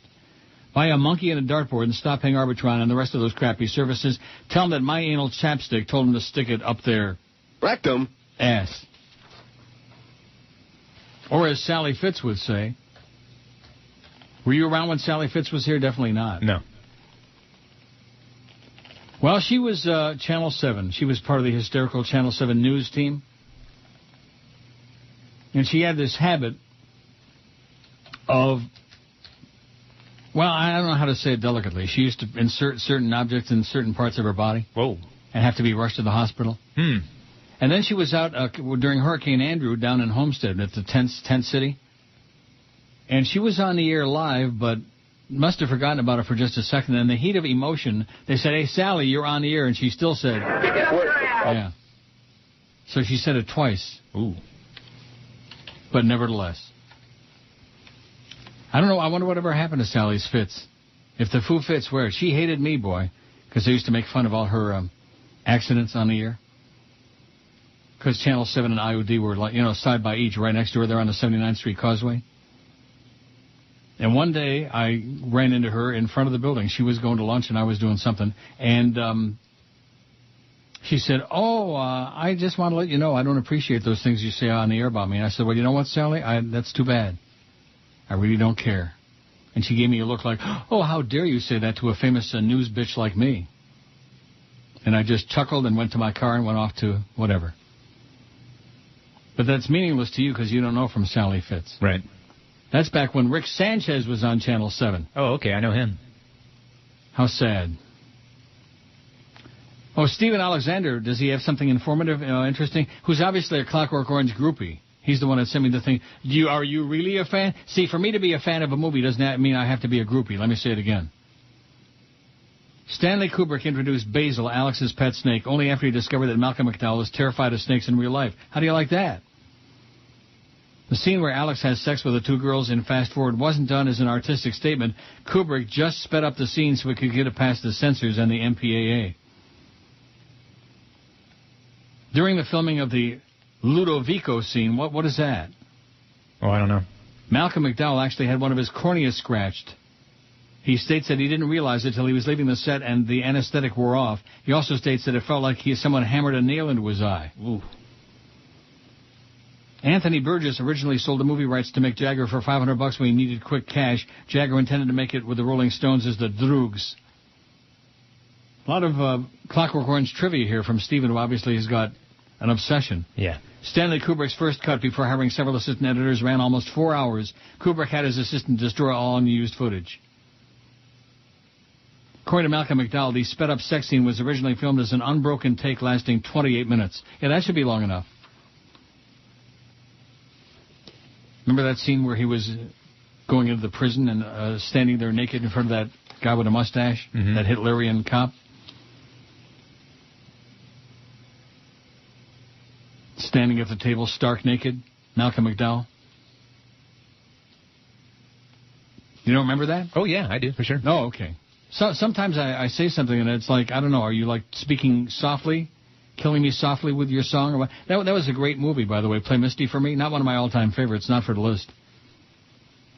That's what, 1950s something? Oh, no, get out of here. 50s 60s? My ass. Play Misty for Me?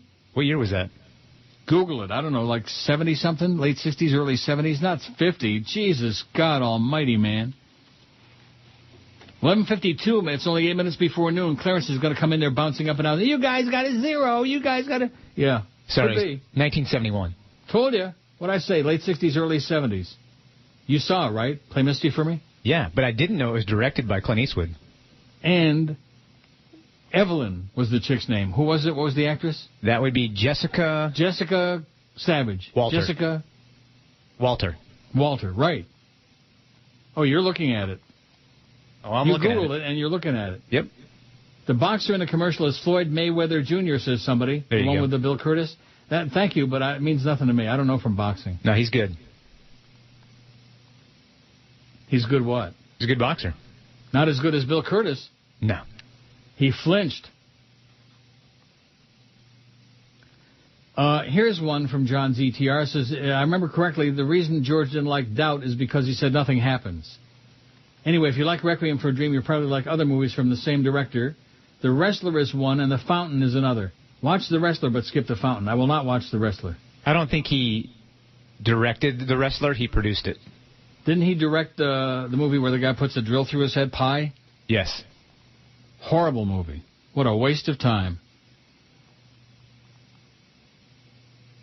With the Orthodox Jew and all the formulas and stuff, all the numbers. So I told you I'm going to Mohawk. I haven't had any response from anybody out there, any of my Canadian friends, whether Mohawk is good with the schlotz. So you've never been there before? No, I have not. It's pretty far. It's like about a 45-minute drive. West, it's in Campbellville. Now, you cabin it there? That'd be awfully far. Yeah. Wow. Oh, yeah, but my cabbie, he's, believe me, there's no business now. Everybody's out of work. Everybody's broke. Everybody's crying. Man, we got no money, man, including him. But he's a good guy. He's done a lot of good things for me here. It's always good to have a connection, you know, when you're living in a foreign land. Now, is the pressure inside the building, does it feel like there's a hurricane coming or an earthquake or something? No, not really. 11:53, 7 minutes before noon. I fully expect within minutes after noon, Clarence is going to come in and say, oh, I can't figure this out, damn it, I'll get back to you. You think that's what's going to happen? I would say absolutely. Really? You have no confidence in you're the assistant program director, and you have no confidence in your assistant? I will say I will be surprised if we get the numbers before 1 o'clock. Really? Yeah. Oh, that's more, that's agony. That's more pressure than my old body can stand. Although I've stood some recently, you know. I've survived. How do you like that, Buddy Nevins? I'm still here and still alive with my .2 share. Screw you, buddy. Here's the poll results so far. Other than Godfather, of all the movies Neil loves, which one do you like the best? Of all the movies Neil loves, not the ones that you like the best. Of all the movies Neil likes the best, which one do you like best? Network 109, A Clockwork Orange 82, I Hate Them All 74. Bah! Wah! Glengarry Glen Ross 72. Oh, you know something? We should also put The Exorcist on there. Okay. Speaking of, bah! That made me think of that. Glengarry Glen Ross 72, Deliverance 56, Requiem for a Dream only 33, Dracula 16, Fatso 14, Magnolia 10. I haven't seen any of these movies 9. That's just, I'm sorry. I do not get it. But then again, there's people who haven't seen The Godfather. That's crazy. Well, I know one. Do you? Yeah, Allison Turner, who used to work here, has never seen The Godfather. Well, strap her to a chair and make her watch it. Hospital 9, Imaginary Heroes 5, The Covenant 3, and Christine 2 out of 494 vote. 11:56 at 560 WQAM. We got the Big O. Oh! Coming along at 2 o'clock. I wonder what his take is on all those rumors about you know what. I'm hearing them from all sorts of sources. And that's because Sid's got a big New York mouth. This is Brady Quinn. Whenever I shave my balls, I listen to the Neil Rogers 12 to 1 hour. I was told to leave a message here. I'm calling to speak with the management. What you're doing to what used to be a powerful radio station, a respected community broadcaster, and that was consistently rated #1 with Hooper, is criminal. My name is Roby Young. And if you don't believe me, here, just give me a moment to get this playback recorder going here. Roby Young! That's right, Roby Young. I waste my time, and I influence people who waste their time. It's criminal what you've done to Tiger Radio. I mean, I used to run that place. I'm the guy who started the Paul is dead rumor. Now, if you want to get back to me, I'm on the corner of MLK Boulevard and Goodbread Alley in Bud Collyer City. It's a graveyard. You can't miss my coffin. It's made out of balsa wood. It's starting to pop out of the ground. The number here is Murray Hill 7. Now, I'm Roby Young, damn it. I may be dead, but your format will be joining me soon. 12:01 at 560 WQM. Kenny Gramer says, don't you also love Boogie Nights? No, I like Boogie Nights a lot. I don't love it. It's not in the same category as those other ones on my list. It says, maybe, maybe not, but I know you loved, and then it's got the picture here, Ray Milland and Rosie Greer, The Thing with Two Heads. I never did get around to saying that to George. I guess I'll have to. I remember that movie. You seen it? Yeah. The panic. Oh, it's and great. then the irony of the whole thing is that here Ray Milland plays this racist bastard, and they stick Rosie Greer's head on his shoulder, and he's stuck together with this dark-complected guy. They transplanted a white bigot's head onto a Soul Brothers body. Yeah. The Thing with Two Heads. It's I wouldn't say I love it, but it's funny as hell. Yeah, it's worth watching. A trip. Can't believe you saw it. Oh, yeah. You and I must be the only people in America who've seen that movie. And Kenny Gramer. 509 votes on the poll. That's not too shabby. NASDAQ's up 15 points. I bet you the Dow's up a couple of points. The S&P is up, Neil. The S&P is up. Good. Better you than me. I'm going to Mohawk. I'm going to get a Mohawk. Oh, here you go. Nealon says The Godfather is one of those overrated movies. Never saw it, and I'm proud, he says. Everything The Godfather does has been done in modern movies and done 100 times better. The Godfather is a dated movie. It has no... Oh, yeah, that's why they keep showing it again 8 million times on cable. Right? Because it's dated? Well, I mean, it was made in the 70s, right? It has no character development or dynamics. It's just plain awful. How do you know if you've never seen it? If it weren't for mafioso wannabes, this movie would just be another dud. Let's face it, The Godfather just plain sucks. How do you know if you haven't seen it, Nealon? Right.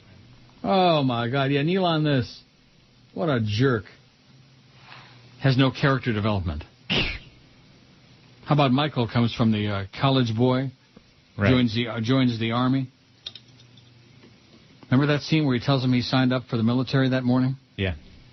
And Santino goes crazy. Of course, Santino always goes crazy until... Unbelievable. Until he hits the causeway. Look what they did to my boy. Oh, look how they massacred my boy. I'm sorry. You can make all the excuses you want. And obviously he did see it because he's, critiquing. The worst ass clowns in the world are those who have a strong opinion about something they know nothing about. Books they haven't read, movies they haven't seen, TV shows they've never watched, radio shows they've never listened to. All of these things.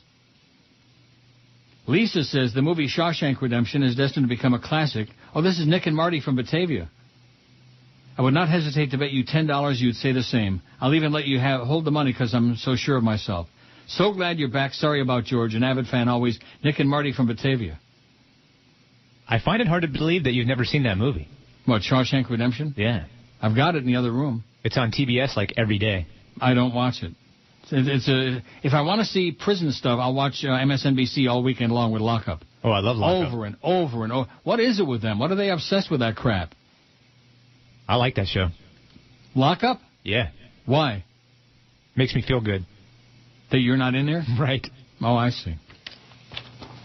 Well, guess what? Keep working for these grave robbers long enough, you might be. Right. Scott in Pinellas Park says, movie every radio person should watch and learn a lesson from. Play Misty for me. Jessica Walter was perfect as the psychotic Evelyn. Reminds me of Joyce, he said. Yeah. Same person, I think. She was great in that movie, Jessica Walter. Mm-hmm. She was to that movie what Kathy Bates was to Misery. Wow. Right? Yeah, it's been a while since I've seen that, though. What? It's been a while since I've seen Play Misty for me. Oh, you did see it, though? Yeah, a long time ago. Even though you thought it was 1941 or something? Right. You look at Clint Eastwood's body of work not as an actor, but as a director. Mm-hmm. It's pretty good. Like, what else did he direct? He directed the last one that just came out not too long ago. What is it, El Camino or Gran Torino? El Camino, Gran Torino? Gran Torino, yeah. At the casino? I'll give whatever happened to the old quarter slot guy, huh? Now, maybe the timing of the new studio, the end of next week, will coincide with the timing that we get the phones working again on this show. You think? Yeah, it could be. I'm putting you in charge of this, okay, because I don't want to be sending any more emails to Joe Bell about, where's that new studio? Because he gets very psychotic and defensive and testy. He's always testy. He's always... Fat Man After Dark checks in. He says the director of Requiem for a Dream definitely directed The Wrestler, but I would not recommend that for you to see. What was The Wrestler? Is that the Mickey Rourke movie, or am I confusing it with something else? No, that's it. That's it? Well, that alone tells you that I'm not going to watch it. Have fun at Mohawk. Try not to get scalped, says Fat Man After Dark. Oh, I wish I could send you this picture. I could email it to you, but you don't want to see it. It's a picture of a hard, solidified object. Ooh. A 20-year-old man presented at the emergency room complained of rectal pain. A well-nourished, well-developed man without signs of intoxication was admitted in no apparent distress. I wonder where this is. It doesn't say where. Digital examination of the rectum revealed a stony, hard mass. Abdominal plane film showed a vertically oriented, low-lying radiopaque object in the rectum. A spherical radiolucency was noted in the pole of the mass. A blood alcohol level was negative. No other drug testing was performed. Upon further questioning, the patient said that approximately 4 hours earlier, he and his boyfriend had been fooling around. After stirring a batch of concrete mix, the patient laid on his back with his feet against the wall at a 45-degree angle while his boyfriend poured the mixture through a funnel into his rectum. Wow. After the concrete mass hardened, it became so painful that he sought medical care. Under general anesthesia, the anus was dilated and 2 Foley catheters were inserted alongside the rectal mass to relieve suction. A concrete case of the rectum was delivered without incident. The rectal mucosa was intact with a hyperemic and edematous appearance, whatever that means. I'm sure I'm not saying it right. The patient was kept overnight, discharged uneventfully the following morning. The attending physician recommended a psychiatric consultation, but the patient declined.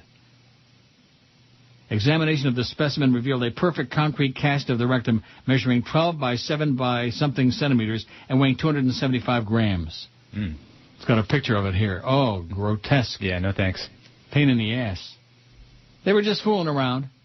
And John ZTR says, this guy put Sally Fitz to shame. I guess so. I guess Sally never had a mass like that in her. Rectum. I'm sure not. Maybe the occasional Coke bottle or something like that. Ooh. Oh, yeah. She had to go to emergency a couple of times. What Jim in Boynton says, a boost in the QM signal, question mark? Well, according to Flea, but that's the same Flea that told us, or was it Cordes told us last year that they were dropping the sports format across the street? Yeah, it wasn't me. It says that would be great for those of us in Palm Beach County where the signal currently is overwhelmed by south-of-the-border music. No speaking English. I can't listen to WQM in my car most of the time because of this. I'm keeping my fingers and other things crossed, hoping the signal boost becomes a reality. And according to the Fleameister, it will. That's right. Now, it's 12:09. Where's Clarence when we need him? He said that they're having a little problem getting the numbers, but he's working on it. And Clint Eastwood has directed 33 movies. Obviously, I won't list them all, but you have the Gran Torino, Letters from Iwo Jima. You've got the Changeling. From what? Iwo Jima. Iwo Jima? Yeah, it's hard to read. I'm reading it from like 10 feet away. Yeah. True Crimes, Perfect World, Unforgiven, White Hunter, Black Heart, Outlaw Josie Wales, High Plains Drifter, Pale Rider, Sudden Impact, Heartbreak Ridge. So, some good ones. Now, what does that mean? They're having a little trouble getting the numbers. Can you translate that for me into English? I think they don't know how to use the software properly. Oh! What a novelty. How unusual. How shocking. Not. Well, I'm going to sit back in my chair. I'm going to slump over in the chair and wait. Let me know. O'Neill! Fiedler is dumb, and Dave Wanstead is dumbfounded. The night of my high school senior prom. Are you ready? Your party still stinks of last night's prom vomit. Well, I saw a senior texting just the other day. You can text message me anytime. And she said she was going to the prom all by herself. Or do you simply need a date to the prom? Let me tell you, I got some news for you. Back to this breaking news. With a girl like that, so cute. So hot. We'll skip the dancing and be in the backseat by ourselves. I'm very happy we're going to have all the sex. Yes, I'm all ready for prom. Your prom date is a hooker? Woohoo! She won't keep that dress on long. It is a booze-fueled sex romp. Get her in trouble with her dad and mom. But don't mind us. We're just having sex. I'm all ready for prom. Do you feel how strong your sexual tension is? Yeah! Yeah, I can almost smell it. 12:15 at 560 WQM. Here's Flea with the numbers. No, not yet, but they're working on it. They're working on it. What a clown. Who's the they? It's him and I think Tom Calicochi, who is the PD Tom from... Calicucci? Yeah, from Power. And what kind of a name is that, Tom Calicucci? I believe it's Italian. Hoochie Coochie? Exactly. Yeah, they're working on it, and? And they're still working on it. George Sedano's agent, Tim Jones, is back. He says, I'll be flying into Toronto here in the near future. I have something to take care of. While I'm there, maybe we could get together for dinner and hang out at Woodbine for the evening. No. If you'd rather go to Mohawk, that's fine with me, too. No. It would be nice if you or Paco could pick me up at the airport. No. I would pay for your time and gas as I don't know the Toronto area. Well, good. I hope you get lost and die. Tim Jones. Now, do you know if there really is a Tim Jones, if the real Tim Jones is George Sedano's agent, since you're so tight with Jorge Sedano? Yeah, I have no idea. No. Anybody out there know? No, he's with an agency. He's like with, what is it, William Morris? Really? Yeah. A punk like him is with William Morris? I believe so. Oh, you gotta be kidding me. Well, they sure did a hell of a job for him. He didn't want to do the mornings, and they muscled him into doing mornings anyway. Because he was more comfortable getting walloped in the midday every day, except that last bogus Arbitron April number. Nobody that they found, well, I mean, almost nobody was a listener of this show. They found some sports nerds, and I still think that it would be interesting to see the ethnic composition of those numbers. Don't you think? Mm-hmm. As in this morning? I listened to Joe for an hour. I couldn't believe, and of course it's a racial thing, you know, Randy Starks, according to some. Right. But I just couldn't believe how many brothers were calling in on that show. I mean, just one after another after another. We don't got those people. No. Well, why not? I don't know. Because we're not talking about give me the ball, is that it? Could be. Scott in Pinellas Park says, I own a copy of The Thing with Two Heads. Funniest line, when Ray Milland lights up a smoke and the smoke comes out of Greer's mouth. Hey, no smoking while I'm eating. Better than that piece that Joyce called The Incredible Two-Headed Transplant, Scott said. I'll take your word for it. Nealon is back again, just obsessive, on and on and on and on and over and over. I can't believe a movie connoisseur like you hasn't seen this movie. First of all, I never claimed to be a movie connoisseur or expert or anything like that. I'm just a schlub that likes to watch a good movie once in a while. Have you ever heard me say I'm a movie connoisseur? No. Connoisseur? First of all, it ain't a prison movie. Just ask Flea. Is it a prison movie? Mm-mm. Are you eating? Mm-hmm. Uh-oh. I know. What are you eating? A sandwich. Not from somebody, some restaurant. No, I bought it and brought it in. Oh, thank God for that. Why, I'd hate to have you wind up second week in a row. I can't talk about that. What? I can't talk about that. No, me either. Sure, it takes place in a prison, but it's more than just that. Just watch it and get back to us. If by the end of the movie you don't find yourself crying, there's something wrong. Yeah, there's something wrong, all right, Nealon, with a fake, gross name. Nealon this. Get lost. One-Eyed Willie says, what's wrong with John Stockwell and Christine? I don't see anything wrong with him myself. He didn't get out of the cockadoodie car. Well, first of all, he didn't get hurt by the car. What's the goofball's name with the glasses, the nerd? I don't know. That was John Stockwell's buddy, the one that owned the car. He bought it. He also played in Dressed to Kill. He was Angie Dickinson's son. Remember? Freaky, goofy guy with the glasses. Nerd. You don't remember the character? There's Harry Dean Stanton. And what? And Christine. John Stockwell. Well, yeah, John Stockwell was his buddy. No, the main, whatever his name was. Keith Gordon. Keith Gordon. That's him. He's the one who didn't get out of the cockadoodie car.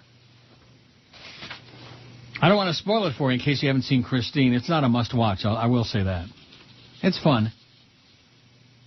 George in Plantation says, over the years I've always heard you say you love Dog Day Afternoon. I guess I imagine that. Let me say it again. It was very good. I liked it a lot. I don't love it. P.S. Norm Kent's an ass clown. Yeah, we know that. There's a difference between movies that you love, that are your very favorites, and ones that you liked a lot, but, you know. Attica. That's my favorite part of the movie. Attica.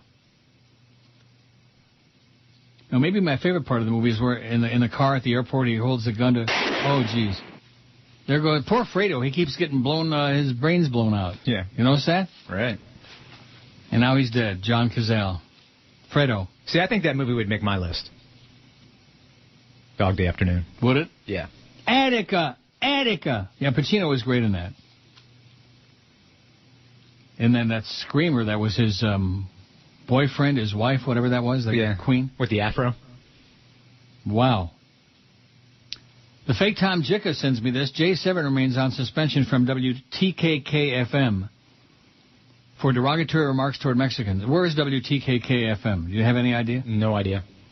It just cracks me up that people keep sending me all this. I think is that Orlando?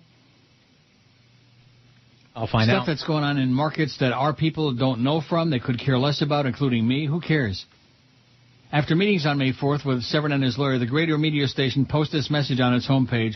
WTKK and the Greater Media value an open and vigorous dialogue, but we also adhere to basic principles of civility, common decency, and respect for all cultures. And that's Boston. Oh. We believe Jay's suspension is the best way to uphold both of these corporate policies. WTKK management met with Jay Severn and his agent today. He'll remain on suspension until further notice. He made comments deemed derogatory toward Mexicans. Severn allegedly referred to illegal aliens from Mexico as leeches, the lowest of primitives, and linked them to the swine flu outbreak. Severn's lawyer remains confident the situation will be worked out, and Severn will be back on the air. Meanwhile, local TV commentator Doug Goody fills in. Goody. Remember Goody? Yeah. And by the way, the email that you got from Paul was not really from Paul Castanova. Yeah. But it's somebody within the building for sure. Within the Cheap Channel building? Yes, but not Paul. How do you know that? Because I have a mole on the inside. Really? Oh, yeah. Well, let me read the last sentence of it again. We have the ratings participants, the new rating system, in our back pocket, but you didn't hear it from me. So there's somebody in the building over there who is dispensing good information to us. That's good to know. Now, how are we doing with the monthly number for the first or the weekly, whatever it is? It looks like it's coming now. It is? Mm-hmm. Oh, my God. Why, is Clarence waddling in there? Yeah, he's molesting my sandwich. He did what? He grabbed your sandwich? Yeah.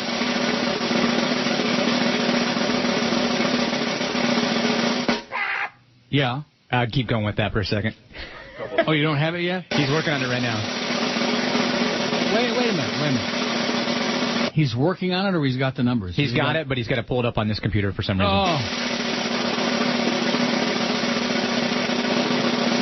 Oh, guess what? You got to add one more to the poll. Very good, David. Thank you, David.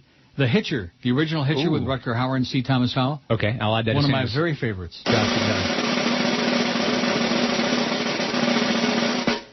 And then the remake of it was just weak. It was okay. It was as okay. Remakes go. Uh-oh, I think we got something here. Uh-oh. Let me do the break, and then then you can start puking stuff along on the fax. Okay. Now, have you got a working fax there? Somewhere, yeah. I'll get you the number somehow. Somewhere? Well, I used one this morning. Boy, we sure got some serious difficulties, you know? Yeah. And Jolly Joe can't understand why it's such a big deal we get our studio up and working. You know, it would be nice to have everything in one room, a fax machine, to be able to communicate, stuff like that. All of these things. Right. So you've actually got some pages? He's working on it right now. Should be able to print it in a second. Now, has he got tears coming down his eyes or what? Or is he laughing hysterically? Neither. He's just kind of shaking his head. It's not going to be much different than the other one. No, I wouldn't think so. No. 1224 at 560 WQAM. All you people in the business that are waiting for the numbers, stand by. Stay tuned. Any moment now, we're going to have some real crap. And crap it is. South Florida's sports leader. 560 QAM. If you blow too much, you're in trouble. Tired of the same boring old communion wafers at holiday mass? Open wide, Billy, and prepare to receive thy Savior. Oh, geez, Father O'Malley, wafers again? Now, Billy, this isn't just any wafer. It's not? No, through the divine miracle of transubstantiation, I've turned this ordinary wafer into the divine blessed body of Christ. Well, why does the body of Christ have to taste so yucky? Spice up your next communion with new Christ-A-Roni. Christ-A-Roni is a special blend of rice, spices, and seasonings, plus a bit of the body of Christ in every fluffy forkful. And Christ-A-Roni cooks up perfect every time, as he should. Can I have some more Christ, Father? That's Christ-A-Roni, Billy. Amen to that. Christ-A-Roni, the transubstantiation treat. Okay, I'm waiting. I don't hear anything grinding on my fax machine, man. No, not yet. And it's a pretty good machine, man. Well, why not? I don't know. He's having problems printing it. I might be able to just look at it. He's having problems printing. I don't know why. He left it open here. I can try to see if I can see the number. He left what open? The program. Yeah, go ahead. Take a puke at it. Do you see numbers in it? Do you see stations and numbers and shares and stuff? No, it keeps shutting down every time I try to do something. That's because you don't have the passcode, mister. You're only the assistant PD. So where'd he go? What's the story? Hang on, he's telling me something right now. This seems to be the usual process, although in the past when we had the old diary stuff, we could afford to wait. Now that we got this crap, God only knows what kind of garbage is going to be peddled for numbers. Okay, So all we have right now is 6A to midnight.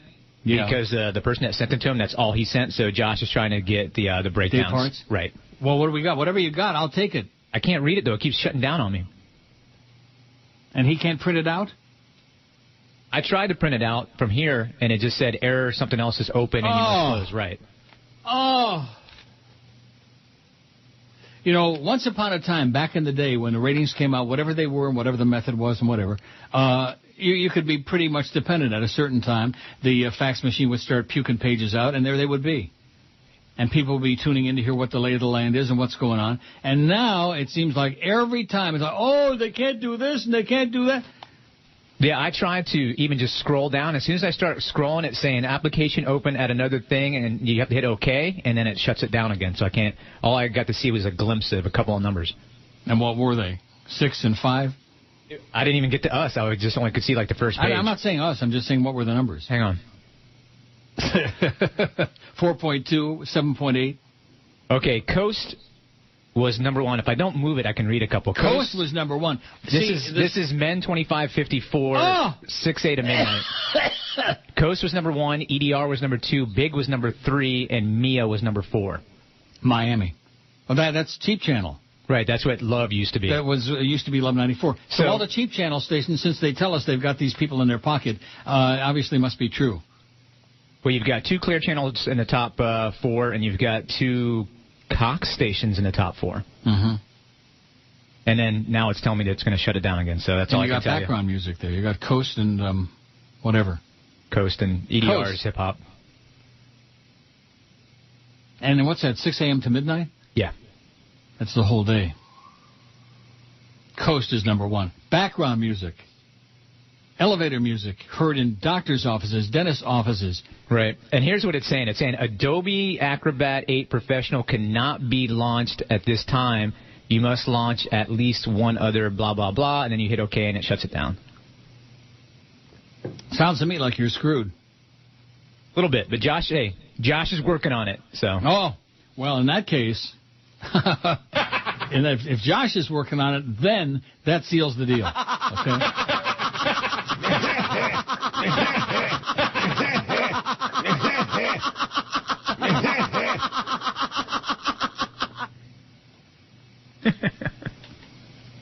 12:33 at 560 WQAM. You're technically inept station. We just can't do anything right. No mo.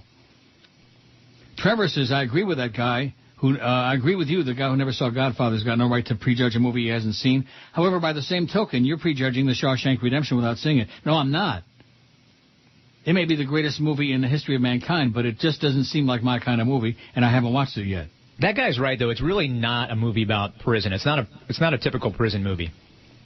Trevor says, I don't care for prison movies either, but Shawshank Redemption is one of my top 5 movies ever. It's that good. You will not be disappointed. Okay, like I said, over the weekend, I'll try to find it in my pile of crap in there, and I'll try to watch it. Stephen Alexander, who's the self-appointed movie guru and is just all over us like Stink on Joe today. Mm-hmm. So what's the story? Is he going to get this done or not? Get her done? He's working on it. I told you, it's 1 o'clock. Be surprised. And what about Power? Well, I didn't see him in the top people 4. Over there? What? Well, Tom Calacochi's the one that sent that to Josh, but he only sent 6 a.m. to midnight. And can't we get that? Wait, and Josh said, sent mornings, middays next. So we should have it any second. Oh, no. Sent mornings and middays next? Oh. I can't wait for that .1 or that point, whatever it's going to be. It's going to be horrible.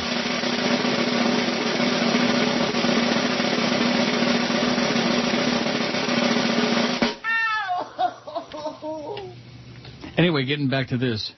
Jack Nicholson was offered the role of Paul Sheldon in Misery, but passed because he wasn't sure he wanted to do another movie based on one of Stephen King's novels after what he experienced with Stanley Kubrick on The Shining. The Guy Who Went Mad in a Hotel Nearby is a reference to The Shining, also based on a novel written by Stephen King.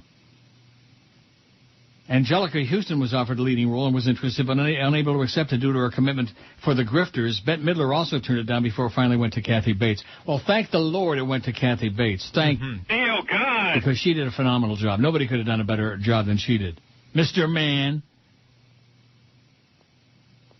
In a recent interview with Melvin Bragg, whoever that is, William Goldman revealed that few actors wanted the role of Paul Sheldon because Annie Wilkes overshadowed him so much as a character. Warren Beatty commented before declining that the hobbling scene made Paul Sheldon a loser for the rest of the film. Goldman was determined to keep that scene in the film as it was his favorite from the Stephen King novel. The hobbling scene. That movie wouldn't have been nothing without the hobbling scene. No. Just like A Horse of Woodbine, man, he had the hobbles on. Boy, what a crazy bitch she was, you know? Kathy Bates. Now, what's the story? I'm still waiting. Here's a story about a lovely Petey. He ain't no Pete Bolger, I'll tell you that. Well, who is? Nobody. You know Pete Bolger? Yeah, I worked in that Clear Channel building for 3 years. You did what? I worked in that Clear Channel building with him for 3 years. Oh, my. And you survived? You're still around to talk about it? Yeah. Wow. Walt says, donate your copy of Shawshank to a library. It's the most overrated movie ever.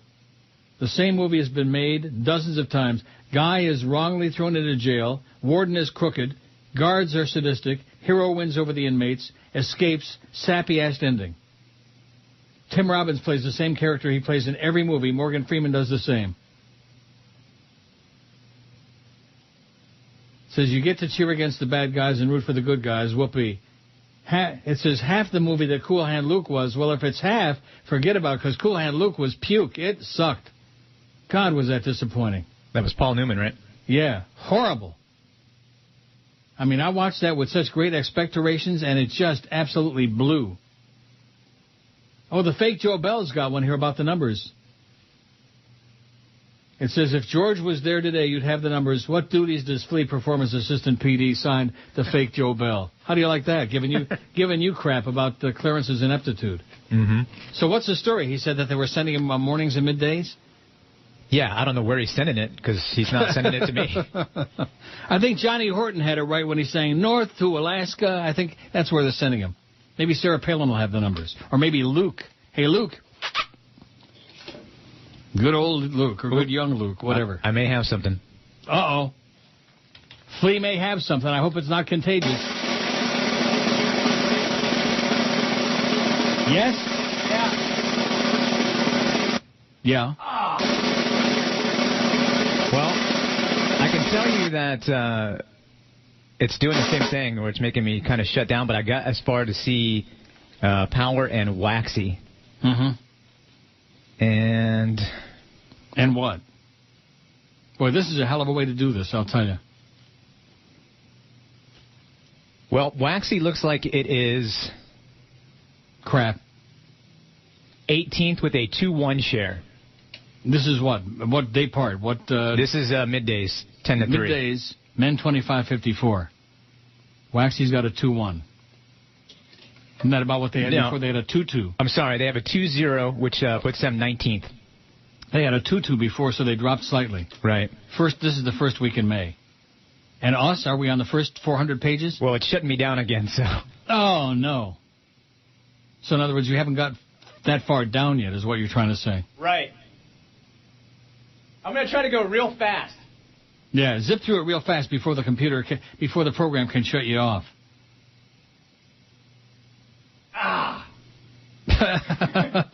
What excitement, what pressure. Oh, is this compelling?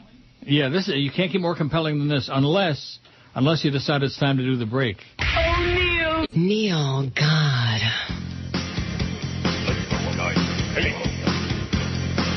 Numbers are coming momentarily. So is Sookus.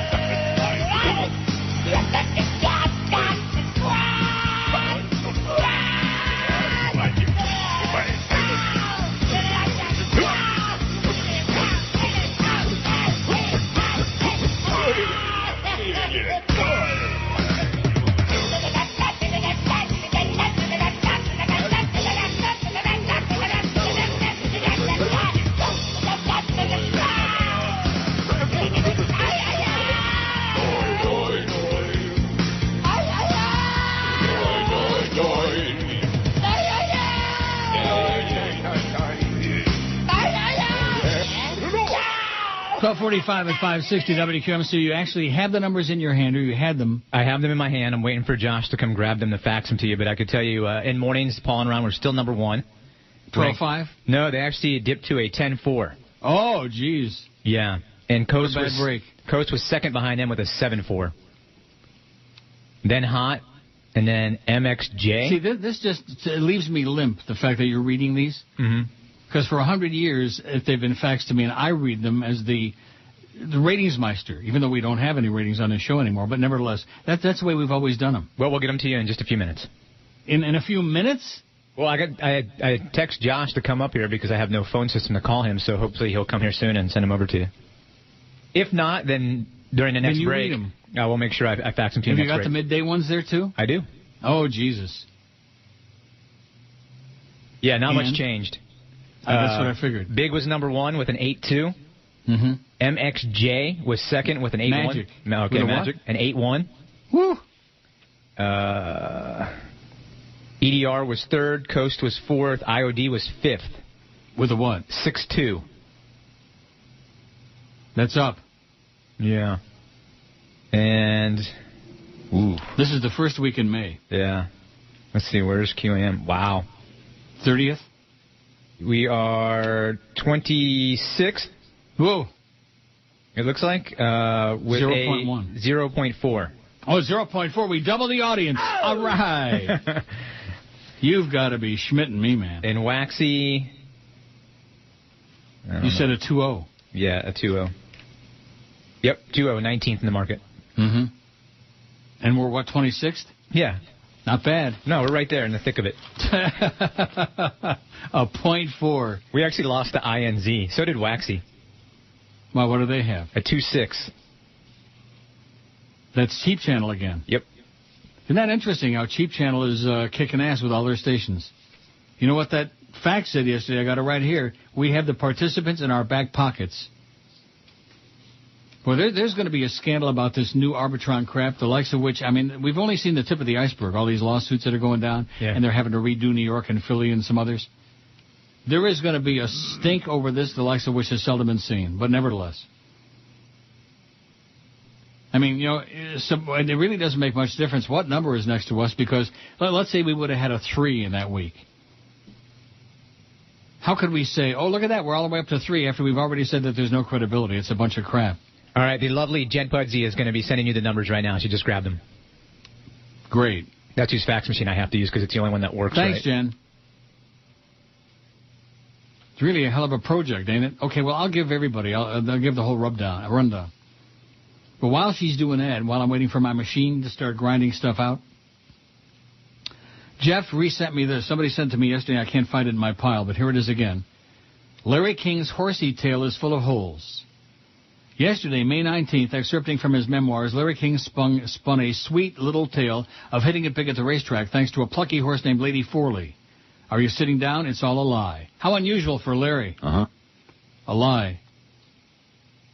You sit tight. Your phone's going to ring. Bill Vines is going to call. You got nights. I'm going to Mutual. Bill Vines is going to call you. Right. Same thing he pulled with Bill Calder. Sit by the phone. I got somebody calling you with a job. In his forthcoming My Remarkable Journey, Little Larry writes of a day spent at Calder back in 1971 when he was a spry 156 years old, it says. Down at the heels and with $42 to his name, Larry says he bet his last dollar on a 70-1 filly, Lady Forley, wheeling her at the top of a trifecta that miraculously came through. There was no question about it. The 11 won by 5 lengths. The 1 was 3 lengths ahead of the 9. I had every winning ticket. I had it to win. I had the exact. I had the trifecta. I collected nearly $8,000. Alas, it seems Larry has embroidered his history just a touch. According to Equibase, a Lady Forley was foaled in 1972 at Chestnut. She ran 3 times in 1975 and never finished in the money. Larry might have won $8,000 off a horse in 1971, but it certainly wasn't off Lady Forley. And whoever faxed this to me also faxed the racing information. Shows she raced 3 times, never hit the board. Now, the man has obviously lived a long, fascinating life full of adventure and Terry Garr interviews, so maybe we should all give him the benefit of the doubt here. It says maybe he just misremembers, or maybe he really is effing insane. Larry King. The whole story is BS. They didn't have trifecta wagering at Calder back in that year, in 71. And this filly never won a race. She had 3 races by 1975, and she would never hit the board. I have his book if you want a copy. No thanks. El Paso. Believe me, I know all about Larry. Oh, here comes it's grinding. What good timing, man. Yeah. Good timing. It's grinding. Of course, now it's kind of anticlimactic now that we got a .4. But we're moving up a little bit to the west side. First week in May. Was I on the air the first week in May? I guess so. You think? I think you were. Let me take a look at what we got. Okay. Oh, my God. If you thought the earlier ones looked bad. 6 to 10 a.m. Where are the shares? It's at the very bottom. I see. This is really screwed up. Yeah. Big, 10.4, number 1 in the morning. Paul and Old Ron in men, 25.54. The Coast, number 2 with a 7.4. Huh? The Coast. Yeah. Do you know any men 25 to 54 listen to the Coast? Not straight ones. Not what? Not straight ones. Are you saying that people listen to the Coast? A little. Hot 105 is third with a 7.2. Magic, 6.8. WMIA, what do they play, Slush? They play a lot of, Madonna and old dance stuff. Oh, God, 6.8 share. They're number 5. Oh. Well, I liked it better when it was listed the other way. It was like on one page and you could read it real easy. I would assume that there's a way to do that. 2, 4, 6, 7, 8. WLRN is 8th, which they never showed up in Arbitron before, and now all of a sudden they've got a 5.3 share in the morning. Well, I asked that question, and their answer was that they were never part of the rating system before because they're non-commercial radio, but now they are encoded, so they do participate in Arbitron. I see. WIOD, 4.8 in the morning, down from that 5.9, Jimmy Syphilis. 4.8. Oh, that still beats a 0.4, I guess. WMGE Radio Smegma is next with a 4.5. QAM, 3.6. Joe went up a little bit from a 3.4 or 3.2 to a 3.6. All right. 12th in the market. Attaboy, Joe. Beat Waxy, obviously, because they're not... And that would be Steve White, wouldn't it, the first week in May? Correct. The PD, after they blew out Sid the Kid. Oh. Lots of pages coming. This should kill the whole 1 to 2 hour. Waxy is number, 13 with a 3.2 in the morning. What did we have? 3.6. Pretty close. That was Steve White. He did better than Sid. Well. He did better than Sid, and we're bringing Sid over here? Oh, my God. CMQ-FAMA, number 15. They had a 2.7 share. And then after that, it just goes on. Goes on and on. WFTL-AM, that's the 851, not the 641 that Depot's on. They had I don't know. It's chopped off. It's on the next page, I guess. Hang on. Oh, it doesn't show. It's chopped off and it doesn't come back on the next page. Boy, this is really caca. INZ-AM in the morning had a 0.3 share. Even we did better than that in midday. They had a 0.3. What's the point?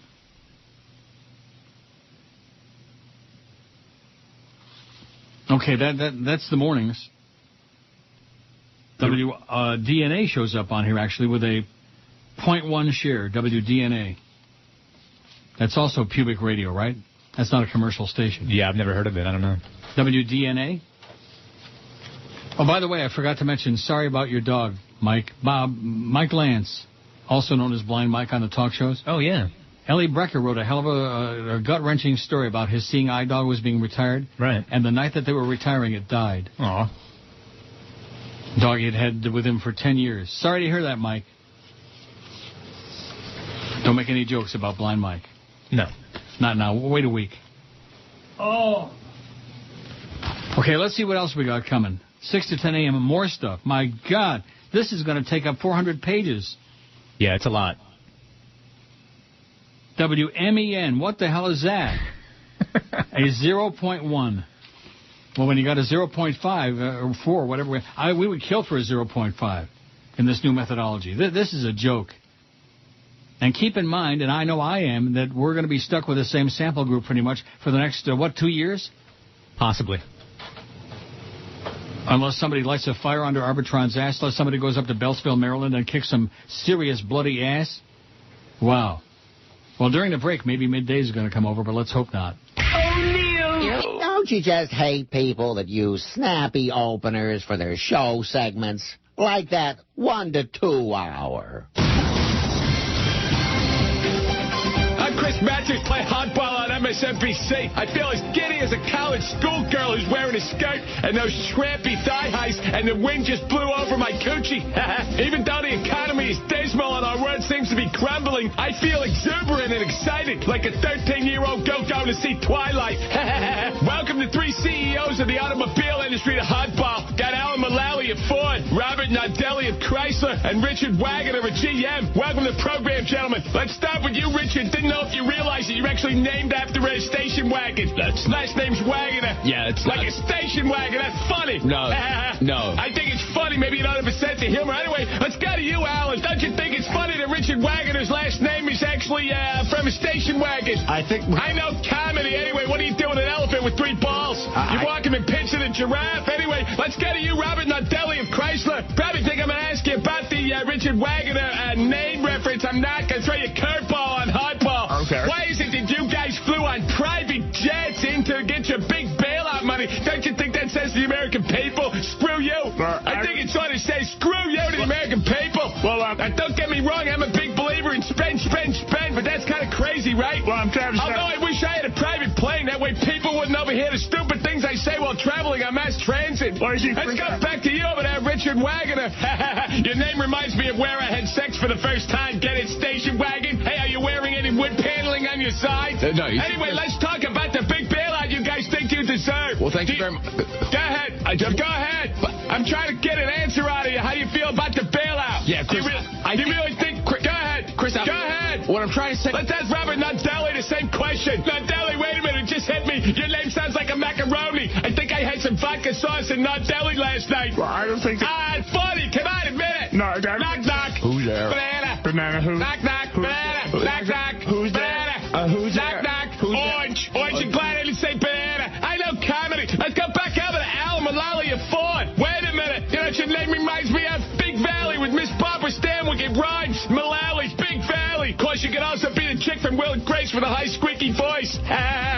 Don't you think it's funny? Go ahead. Listen. Go ahead. I'm here. Funny. I'm telling you, it's funny. Miss Barbara Stanwyck, Nick Hinks, where we first saw the $1 Million Man, right? Lee Major. It's funny. Listen, we are here. I'm done listening to you. Maybe no back talk to host. Tune in tomorrow when my special guest will be the priest, the rabbi, and the prostitute. That's funny. Chris Matthews played hardball on MSNBC. 101 at 560 WQAM. Happy Wednesday to you, man. We got a number. Mm-hmm. What? We have a number. Bad one. And, of course, Barry Jackass says, how did Bubba do in Men 18 to 34? Who knows and who cares? I don't know. We don't got no Men 18 to 34. No. And I don't want them either because the way this comes out, it takes 400 sheets of paper just to... The way this is formatted is so lame. Would you agree? Yeah. It's cumbersome. It's crappy. God. This is not going to stand. You'll see. This might go on for 2 or 3 more months, and then finally people are going to say, are you people schmitting us or what? People are going to stop paying for this crap. Now, let's see about the afternoon, 3 to 7 p.m. Waxy's got a 4.5 share. They're tied for 10th. They're tied with Hot 105 for 10th. Number 1 in the afternoon is Big. Boy, Big, everybody in town is listening to Big. Yeah. 8 share in the afternoon. Followed by, tied with EDR for number 1. Wow, that's your good friend Doc Reno. And the Coast, 6.7, third. WMIA, Radio Slush, 6.7, tied for third. Followed by Magic, IOD in the afternoon. They got a 6.2 share. They're number 4. Radio Smegma follows that. Waxy's got a 4.5. Let me see if I can find QAM. Uh-oh. It funnels off of the 3rd page onto the 4th. I hope that it continues over. Oh. 1 moment, please. Yes, it does. Uh-oh. 1.5. Didn't we have a 2.0 in the last thing in April? In which day part? In afternoons. We had a 2.0. Yes. Now we got a 1.5. Uh-oh. Now we're 20th. La Bastard's got a 4.5. We got a 1.5. Uh-oh. Well, that's 3 to 7 p.m. I have no idea about Bubba or this one or Bubba Mices. That's all I know. There's more pages here. Is this 3 to 7 also? Probably. Oh, God. This is such garbage, man. A little kid in kindergarten could do better than this with crayons. Could do better than this crap. I mean, if you believe this, Big and The Coast and Magic and EDR. Those are the stations everybody, and MIA. All day, every day, those are the stations people listen to, and IOD. Sports Nerd Talk, INZ did pretty good in here. So Sports Nerd stations, Right Wing Talk, and Slush. That's where it's at. Mm-hmm. Which we don't fit in any of those categories. No. Although how come like I said before, the people listen to Joe at 10 o'clock, they were turning over to across the street or anywhere else. Right. Anywhere else there was more of the same sports talk about the same games, about the same crap. About and that's it. Okay, there's another bunch of stuff to put up there. Save for my memoirs. We doubled our audience, baby. Oh! Right? Yeah, for sure. Let's put a shine. Let's put some lipstick on this pig. So do you think that they're going to pay for this crap or what? Yeah, they will. They'll just roll over and play dead? Seems like it. The fake Jeff Rimmer says, hey, Neil, ever seen the movie Slapshot? Yeah, it sucks. Maybe Flea has seen it. I have. P.S. Do you plan to do join-ins with Sid the Kid? One good thing about him is that he hates the Yankees. Who cares? Do I plan to do join-ins? I think he means crossovers. Yeah. No, I do not. Absolutely, positively not. The crossover thing with Hank worked like a turd. It was horrible. Dave said, saw the original Dracula for the first time recently, thought it was great, but the guy that played Renfield seemed like a real screamer. What do you think? You think Renfield was a screamer? I don't remember. I know he liked flies. I do know that. Here's one, 2 movies I think you'd like, plus more Meshuggahs, it says. The problem with most of these people emailing you today is they don't understand the difference between love and like. It's like in Fatso, Dom DeLuise's brother said, no, you love bread, I like bread. You love bread. Well, I don't love And Justice for All. You like it, you don't love it. That's right. I like it a lot. It's an excellent flick. Pacino is great in there. The nerd from Christine, Keith Gordon, has gone on to direct some pretty good movies, especially A Midnight Clear and Mother Night. Memo to Flea, Darren Aronofsky did in fact direct The Wrestler. He wasn't just a producer. Aronofsky is definitely a one-hit wonder. Requiem for a Dream is unbelievable, but everything else he's done has stunk to high hell. 2 quick movie recommendations. Maybe you've seen these. I haven't. Big Night from the mid-'90s, about dueling Italian restaurants in the 50s. Says, after watching this movie, you will immediately go to the nearest quality Italian restaurant and have a big meal. Damn movie, it says. Damn good movie. I don't need a movie for that. Big Night? Never seen it. I never heard of it. And Last Night, a lot of nights. Somebody mentioned Boogie Nights before. I do like it a lot, but not one of my all-time favorites. Canadian movie from the late 1990s. The premise sounds stupid, but I thought the movie was really, really well done. Basically, the meteor is coming, the world is ending, and the movie focuses not on horror terror aspect of this situation, but on how people decide to spend what they know is the last day of the Earth's existence. It was depressing, but still good. In conclusion, don't let the bastards grind you down. Signed, Not Sure. Don't you think some of these emailers could make up better names, better handles, better something? Yeah. The Dow's down 18 points. Not doing much. North Korea warns of attacks. Uh-oh. U.S. and South Korea. I say let's blow them off the map. What do you think? Sure. Oh, Fershke says, got a free dessert gift card in the mail yesterday for the Grand Lux Cafe. You want it? No, thanks. Enjoy it, honey. I'll take it. Oh, yeah, you'll take anything. Yep. Here's one that says, congratulations in doubling your audience. Wow. Maybe the Mouse and Eisner have some ideas to bring even more excitement to the station lineup. Says Brian from St. Augustine, listening via the internet, like a lot of other people are, too. I was pretty impressed with that 1,000 plus yesterday. Wasn't that impressive? Yeah, that's good. Because generally the number is somewhere between 700 and 1,000. See, we're the one show in the universe that tells people how many people are voting on our poll and how many people are listening online. It gives these numbers out. Just like these ratings numbers, as horrible and embarrassing as they are, this is what we got to work with right now. This is it. We're not going to say, oh, gee, we went up to a 7 share, because we did not. We had a 0.4. A 0.4. Let me say it again. 0.4. And that's an improvement over a 0.2. What did Clarence have to say? Did he look at you and go, oh... No, he didn't say much. He wasn't expecting much. He wasn't expecting it to be much different than what we just got a couple days ago. Why would it be when it's basically the same bunch of losers? Right. The same bunch of people who work for a cheap channel and have Paul and Ron, and they just have it tuned on all day. You know, once upon a time, back in the days with the diaries, you know, it was one thing for people to have wired diaries. Now it's another thing for people just listen all day long, that's all. To whatever station they work for. O'Neill. Howard from Boca. New at GM, the groundbreaking bankruptcy 0% finance deal of a lifetime. Get a sleek new 2009 GM car for 0% financing. Pay for only 3 months, then our credit department will be wiped clean along with your debt, and the car will be yours to keep. The new GM bankruptcy 0% finance deal. We're all going under, so lose the ethics and come grab some great while the inventory lasts. Okay, 114 at 560 WQAM. I don't know about you, but today seems like about a 65-hour show. I don't know why. Yeah. Does it? No, not to me, not really. Does to me. Seems like we've been on since quarter to midnight, a month ago. Maybe it's the way these numbers dragged out, you know, and we knew it wasn't going to be much different than the earlier one. Right. It was a waste of 21 sheets of paper in your fax machine. More than that. Whole bunch of sheets. You want me to count them? That would be compelling.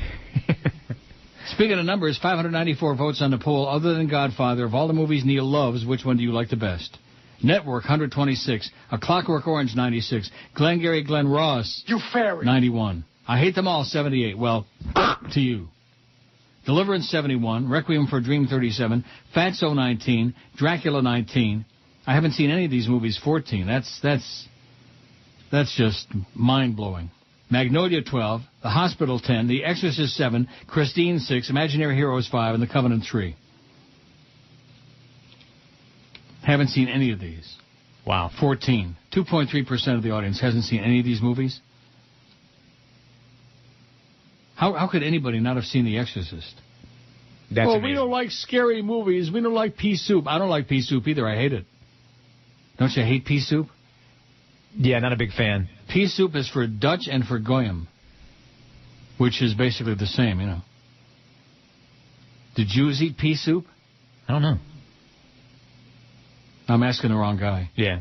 I'd have to be really hungry to eat pea soup. Oh, God. If they paid me by the spoonful, I wouldn't touch it with your lips. Pea soup. Tastes like caca. I do enjoy a good corn chowder every once in a while. Yeah, though. me too. Yeah. I like corn chowder. I like any kind of chowder, except fish chowder, because I don't like fish. There's nothing more depressing than seeing a place that's got chowder on the menu, and then you see it's fish chowder. Oh, phooey. The Democratic Party Committee Abroad, otherwise known as Democrats Abroad, passed a resolution April 25th recommending the legalization of marijuana in all 50 states, but the news appears to have gone completely unnoticed by all mainstream outlets. The MSM, once again, they pick and choose what we're going to know and what is important and what's worthwhile, and the rest of it they keep mum. The Democrats Abroad are considered a state party by the DNC, which affords them 8 elected voting members. They help U.S. citizens who are traveling and living outside the U.S. cast ballots in national elections. The resolution was first put forward by the Japanese branch of Democrats Abroad after only minor debate, according to cost diarist Yo Yogi Bear, who says he created the resolution that passed, moving up for debate by the Democratic Party Committee Abroad, where it was met with some resistance. Yo Yogi Bear. I don't feel so bad about the handles of some of our emailers now. Yo Yogi Bear. Once the resolution passed our country committee, it was put on an agenda with the rest of the DA resolutions for considering at our global meeting in D.C., he wrote. Oh, DA resolutions.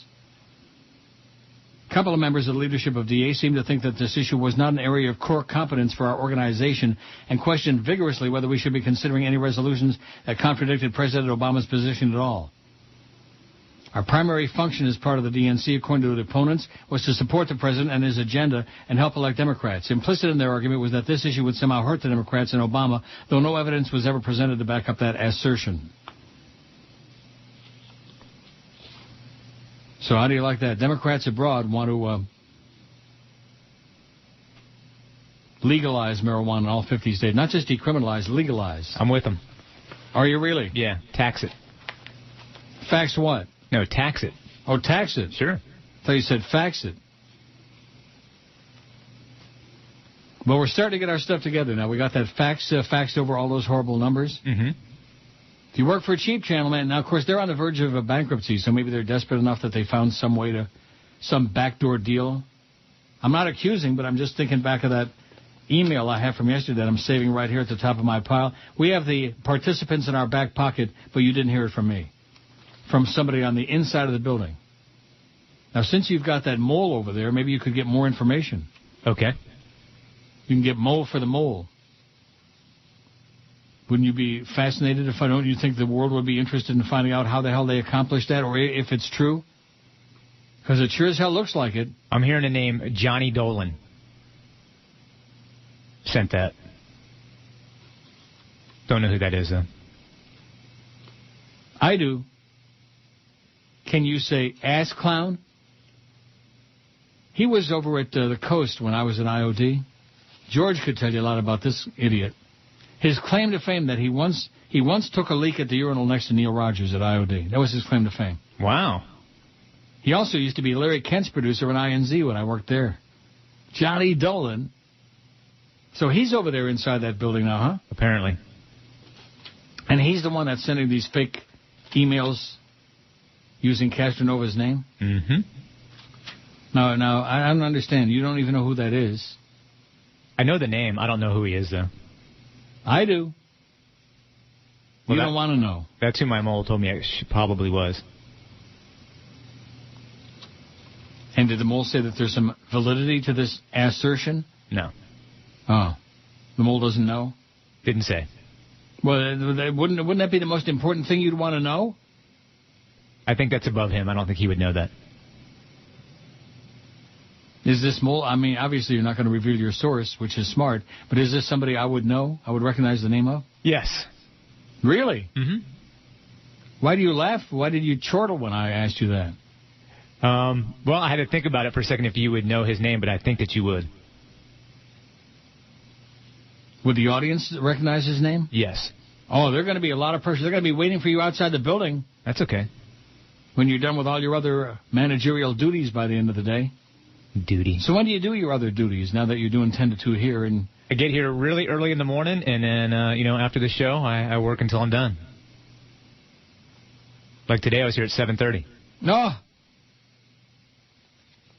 7 famous people who died during sex. Number 7, Attila the Hun. One of the greatest warriors in history, was able to win a lot of his battles in his lifetime, but his marriage was not one of them. He suffered a heart attack while having sex with his wife on their wedding night. Feel free to mention that next time your girlfriend pesters you about making an honest woman out of her. 6, Jack McConaughey, Matthew McConaughey's dad.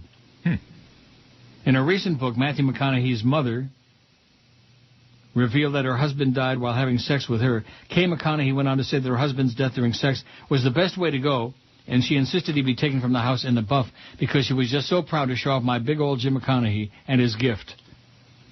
Matthew couldn't be reached for comment because he was off making a bad movie somewhere, it says. Pope John the 12th. The story behind Pope John XII's death in 964 is disputed, but one of two things happened. Either he had a heart attack while having sex with another man's wife, or the husband caught the Pope in the act of having sex with his wife and beat him to death. Either way, the Pope's sex drive cost him his life. That sounds bogus to me. What do you mean? The Pope was having sex with a woman? Oh, yeah, that's true. Good point. Well, we'll investigate. 4, Nelson Rockefeller.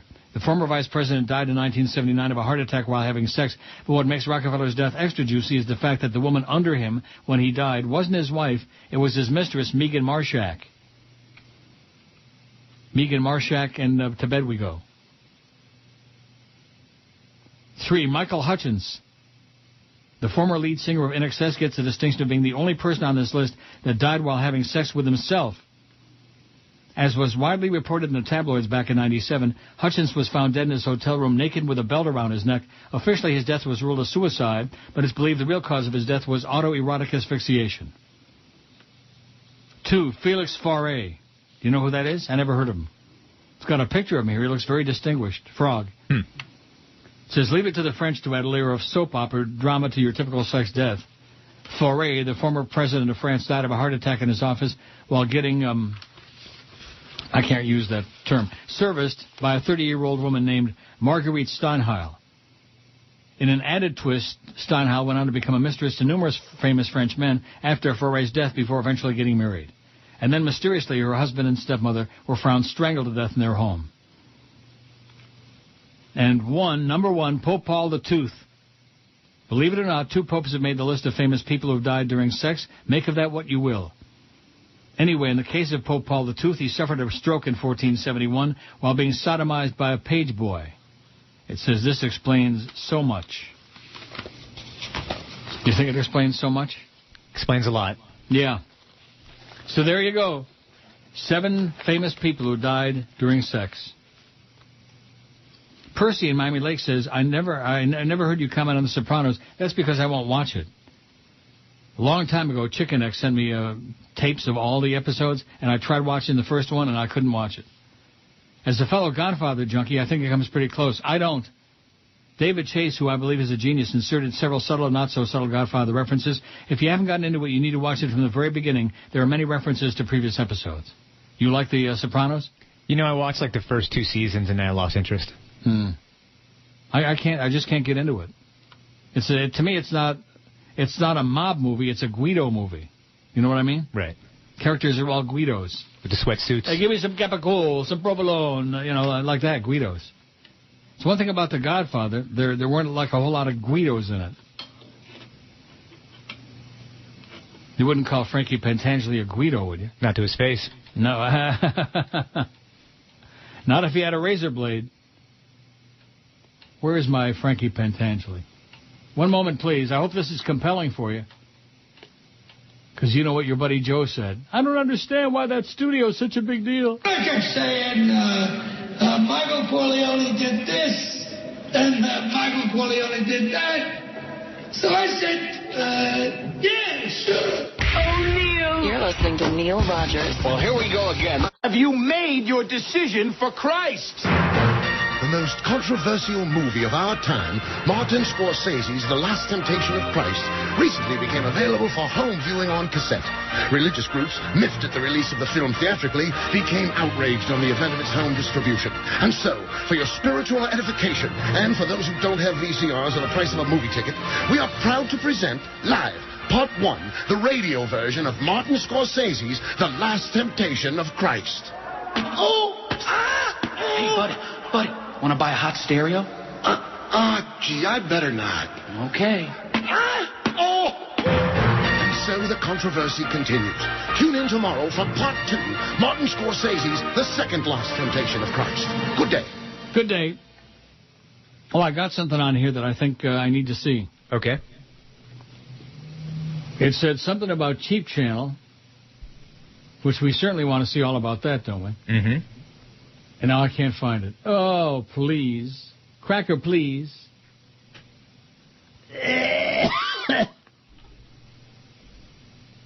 Maybe I'll find it between today and tomorrow. Or more likely than not, I'll forget about it. Or maybe, more likely than all of it, it just wasn't all that important. Oh, there it is. Oh, it's from My Anal Chapstick.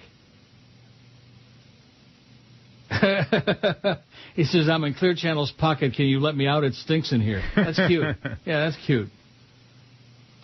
I mean, I know there's a lot of people in the closet, but there's a lot of people in their pocket. And now that I know who the moles, now that I know where those emails are coming from, that explains a lot. That explains a lot about most of the emails. Because you're dealing with somebody who is, yeah. I'm sure that he must be Mr. Radio and Barry Jackass and all of these fake Jimmy Syphilis. That's Johnny Dolan. If George were still around, he wouldn't be surprised, and I'm certainly not surprised in the least. You just don't know who that is. No. I should. Well, I mean, just that there are people who work in the business who are radio groupies. You know, you think of the audience as being the radio groupies, but there are some people inside the business who've been in the business for years, so to speak, and they're just radio groupies. Oh, I once took a leak next to Neil at the IOD urinals. Well, great. Good for you. Paul Smith, good old Paul, who's always giving us a lecture, says, your ratings have hit rock-ass bottom. I believe it's a sign from God. Ye who make wicked of thee will have misfortune put upon them. You and your gay boyfriend Flea have but limited time before your time will come. Stop something. Stop the faggery and come to him. This may be your last chance before having no ratings. Oh, we've got some. I know in your heart you want to be normal. Take the first step in his name. From Paul Smith. Oh, I didn't realize I was gay. Paul Smith, Joe Bell at inbox.com. I didn't know Jolly Joe was a religious nut. Is he? I know he's a nut. No, I don't think so. What's the big deal with the studio? Tracy and Kendall says, my poll nomination, I didn't know I was asking for nominations, is the talented Mr. Ripley. I would agree with that. In fact, I'd put it on there if I was you. Really? I've watched it about, 20 times. Every time it comes on TV, I can't shut it off. Well, it's really gay. You know, have you seen it? Yes, I have. And you didn't like it? It was okay. I watched it a second time because of you, it says. Despite all the poll choices, I had to vote for Glengarry, my favorite, such a great movie. I've seen many movies, Magnolia, Requiem, etc., based on your recommendation, and I tell others to watch them and give you the credit. I'm watching Doubt tonight and look forward to seeing Miss Merrill kick some priest butt. Oh, she's just brutal in there. She makes Kathy Bates seem like a Girl Scout. Speaking of movies, have you ever seen Memento? It's deliciously odd, but a great movie. Yes, I have seen it. In fact, it was on cable again the other day, and I have it on DVD, and it's got the... what do they call them? Easter eggs? I don't know. The secret things in the DVD, the hidden things where you can watch it chronologically from beginning to end as opposed to from end to beginning. Oh, I've never seen that. I don't know. You've never seen Memento? I've seen the movie, yeah. You don't know about Easter eggs, though, huh? I don't know. I hope I'm using the right term. They're, on almost every DVD, there are hidden features that you can only see if you do certain stuff. I forget how you do it now. Back in the day, we had a long, protracted thing about this, and I'm sure we'll get some emails about it. Maybe you play it backwards.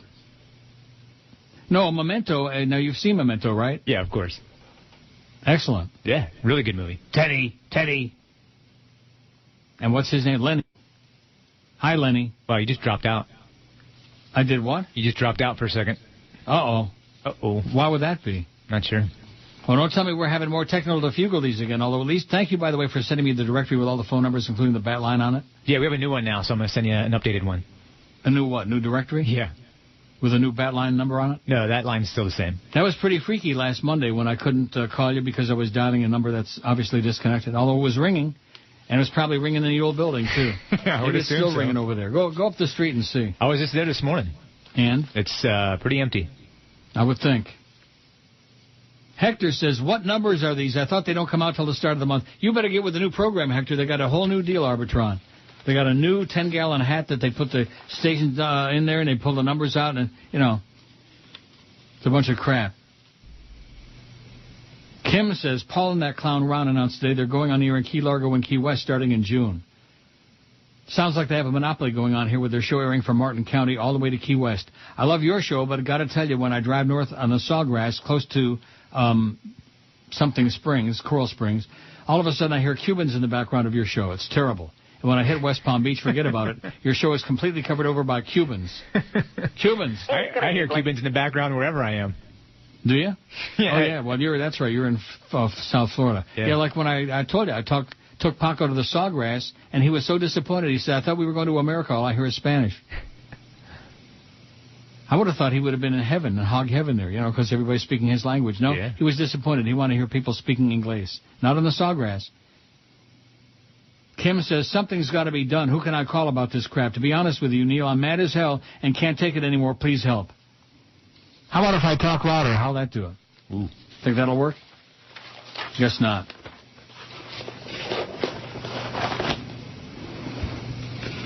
Too many loud Cubans from Cuba talking loud over our signal. And isn't that the luck? I had it at 790 when we had WNWS, and Castro cranked up. He just follows me around. Yeah. That bearded bastard. Shirley Yan. Oh, Shirley is a nice lady. She's the one that gave George the money. I know you know that. Yeah. Shirley says, sorry to bother you again. I voted for Network because I feel like yelling out my window almost every day. I'm mad as hell. I'm not going to take this anymore. The movie was so ahead of its time. That's correct. I haven't seen a few, but I have Netflix, so I plan on renting them. I guess meaning the ones on my list. Mm-hmm. Flea is a yes man. You say you don't like a movie, and he says, no, I didn't like it either. Waiting for you to say, is there anything else, Flea, like Howard and Robin? Anything else, Flea? No. Oh. Sorry to end on a negative note, Shirley. Says, I'm usually not this way. I'll be out of South Florida soon. Hopefully my attitude will improve. I hope so, Shirley. Get a change of altitude, honey. Ishma Ahmed says, Ishma Ahmed, I love that name. How about the Titanic with Celine Dion singing at the end? Ugh. She had the voice of an angel. I still cry when I watch it. I cry when I think of anybody watching it. With Leo and Celine. Blech. That movie was horrible. Canada's gain is your loss. Or however that goes. Celine Dion. Caca. Well, the movie sucked, too. Yeah, who was in it? Leo and what's her name? Billy Kate Winslet? Zane. Yeah, Kate Winslet, Billy Zane. Boy, is she a Parshane. What's the deal with her? I don't know. A real Parshane, if there ever was one. How about that Randy Starks? Don't you think it's a racial thing? Probably.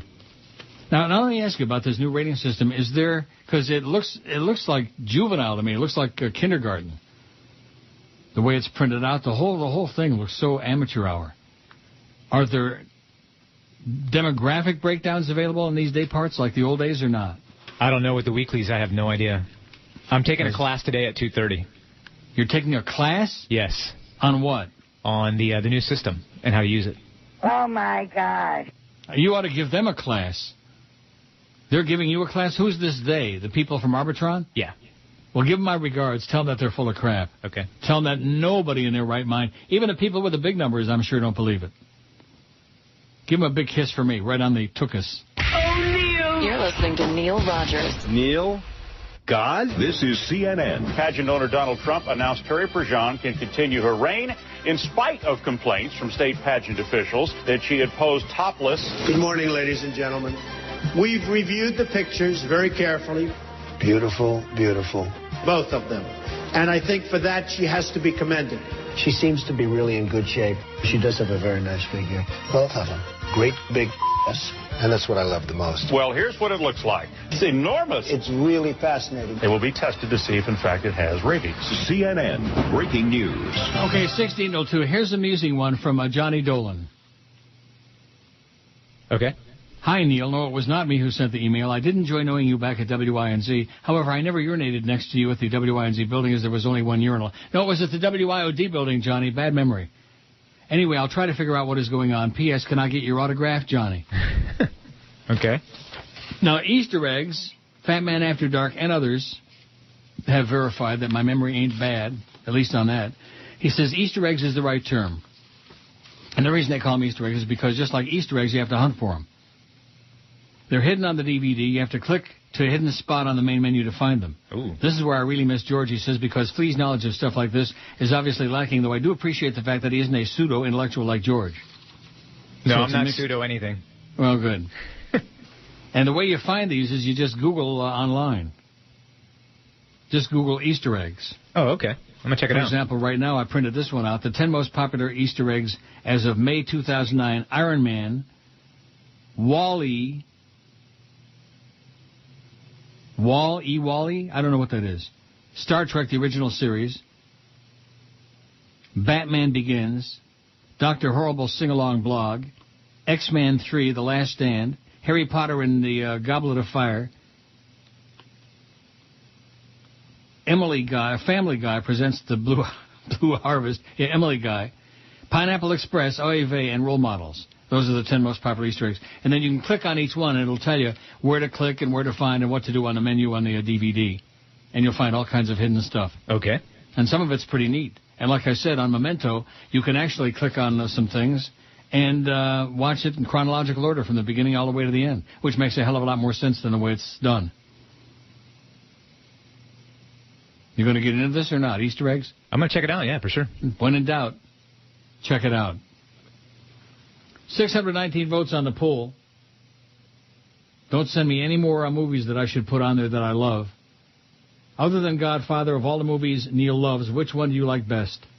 Network 130, Clockwork Orange 98, Glengarry Glen Ross 96, I Hate Them All 83, Deliverance 83, 72, Requiem for a Dream 38, Fatso 20, Dracula 19. Haven't seen any of these movies 16. Well, I guess a lot of our people don't get out of the house very much. I have no life. I get it. Magnolia 13, The Hospital 11, The Exorcist 9, Christine 6, Imaginary Heroes 5, The Covenant 3, and The Talented Mr. Ripley. Just went on there, don't have any. Talented Mr. Ripley with, what's his name? Matt Damon. And Jude Law. And Jude Law.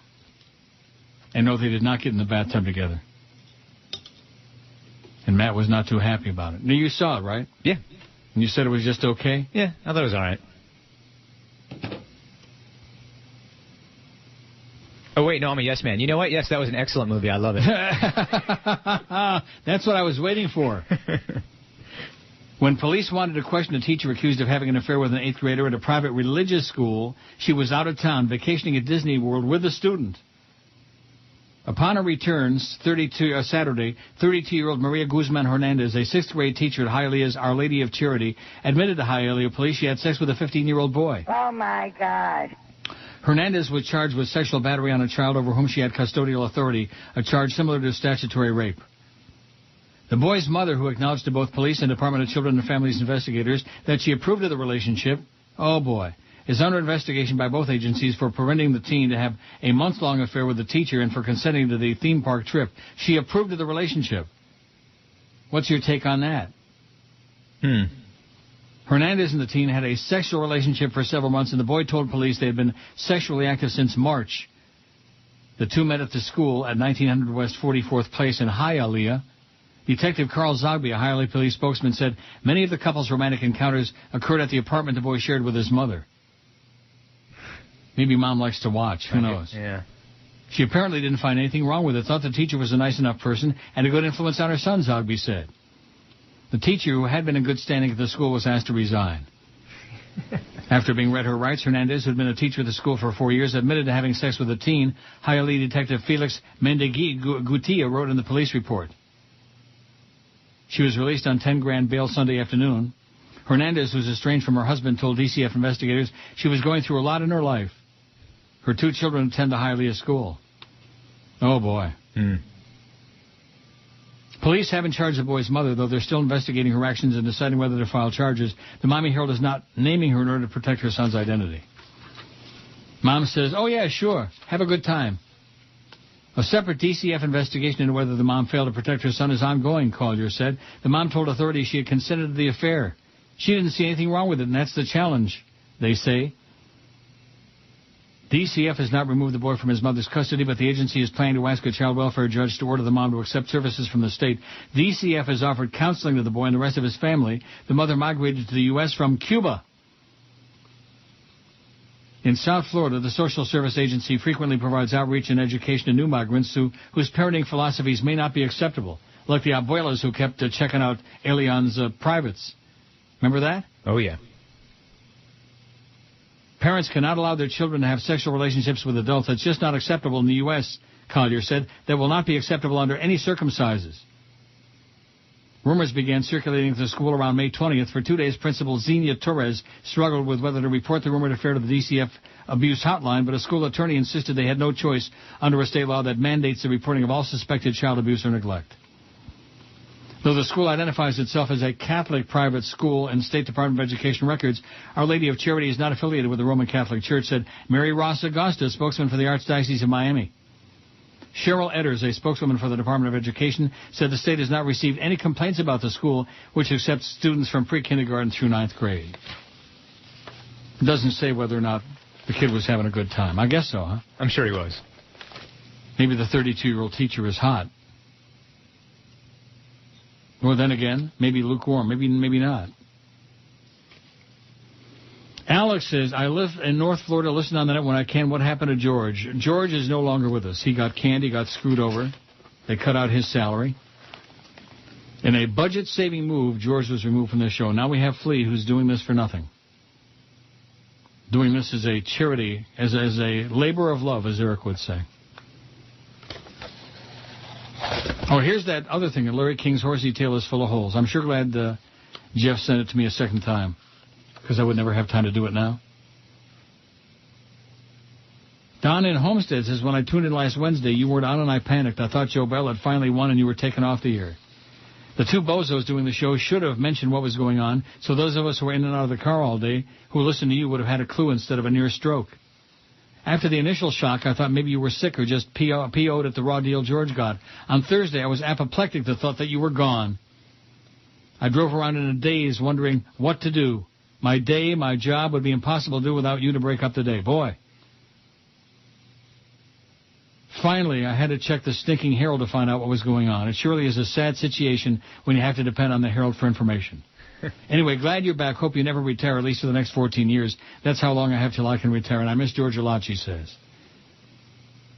It says, hey, Joe Bell, if you'd like to drive away the few female listeners you have left, put on more of the swill that we had to suffer through last week. You'll accomplish your goal. Down in Homestead. How do you like that? She calls what we had on last Wednesday, Thursday, and Friday swill. Wow. I think maybe she's got a point. O'Neill. You get a lot of big sports with Neil Rogers on Sports Hole Radio, WQAM.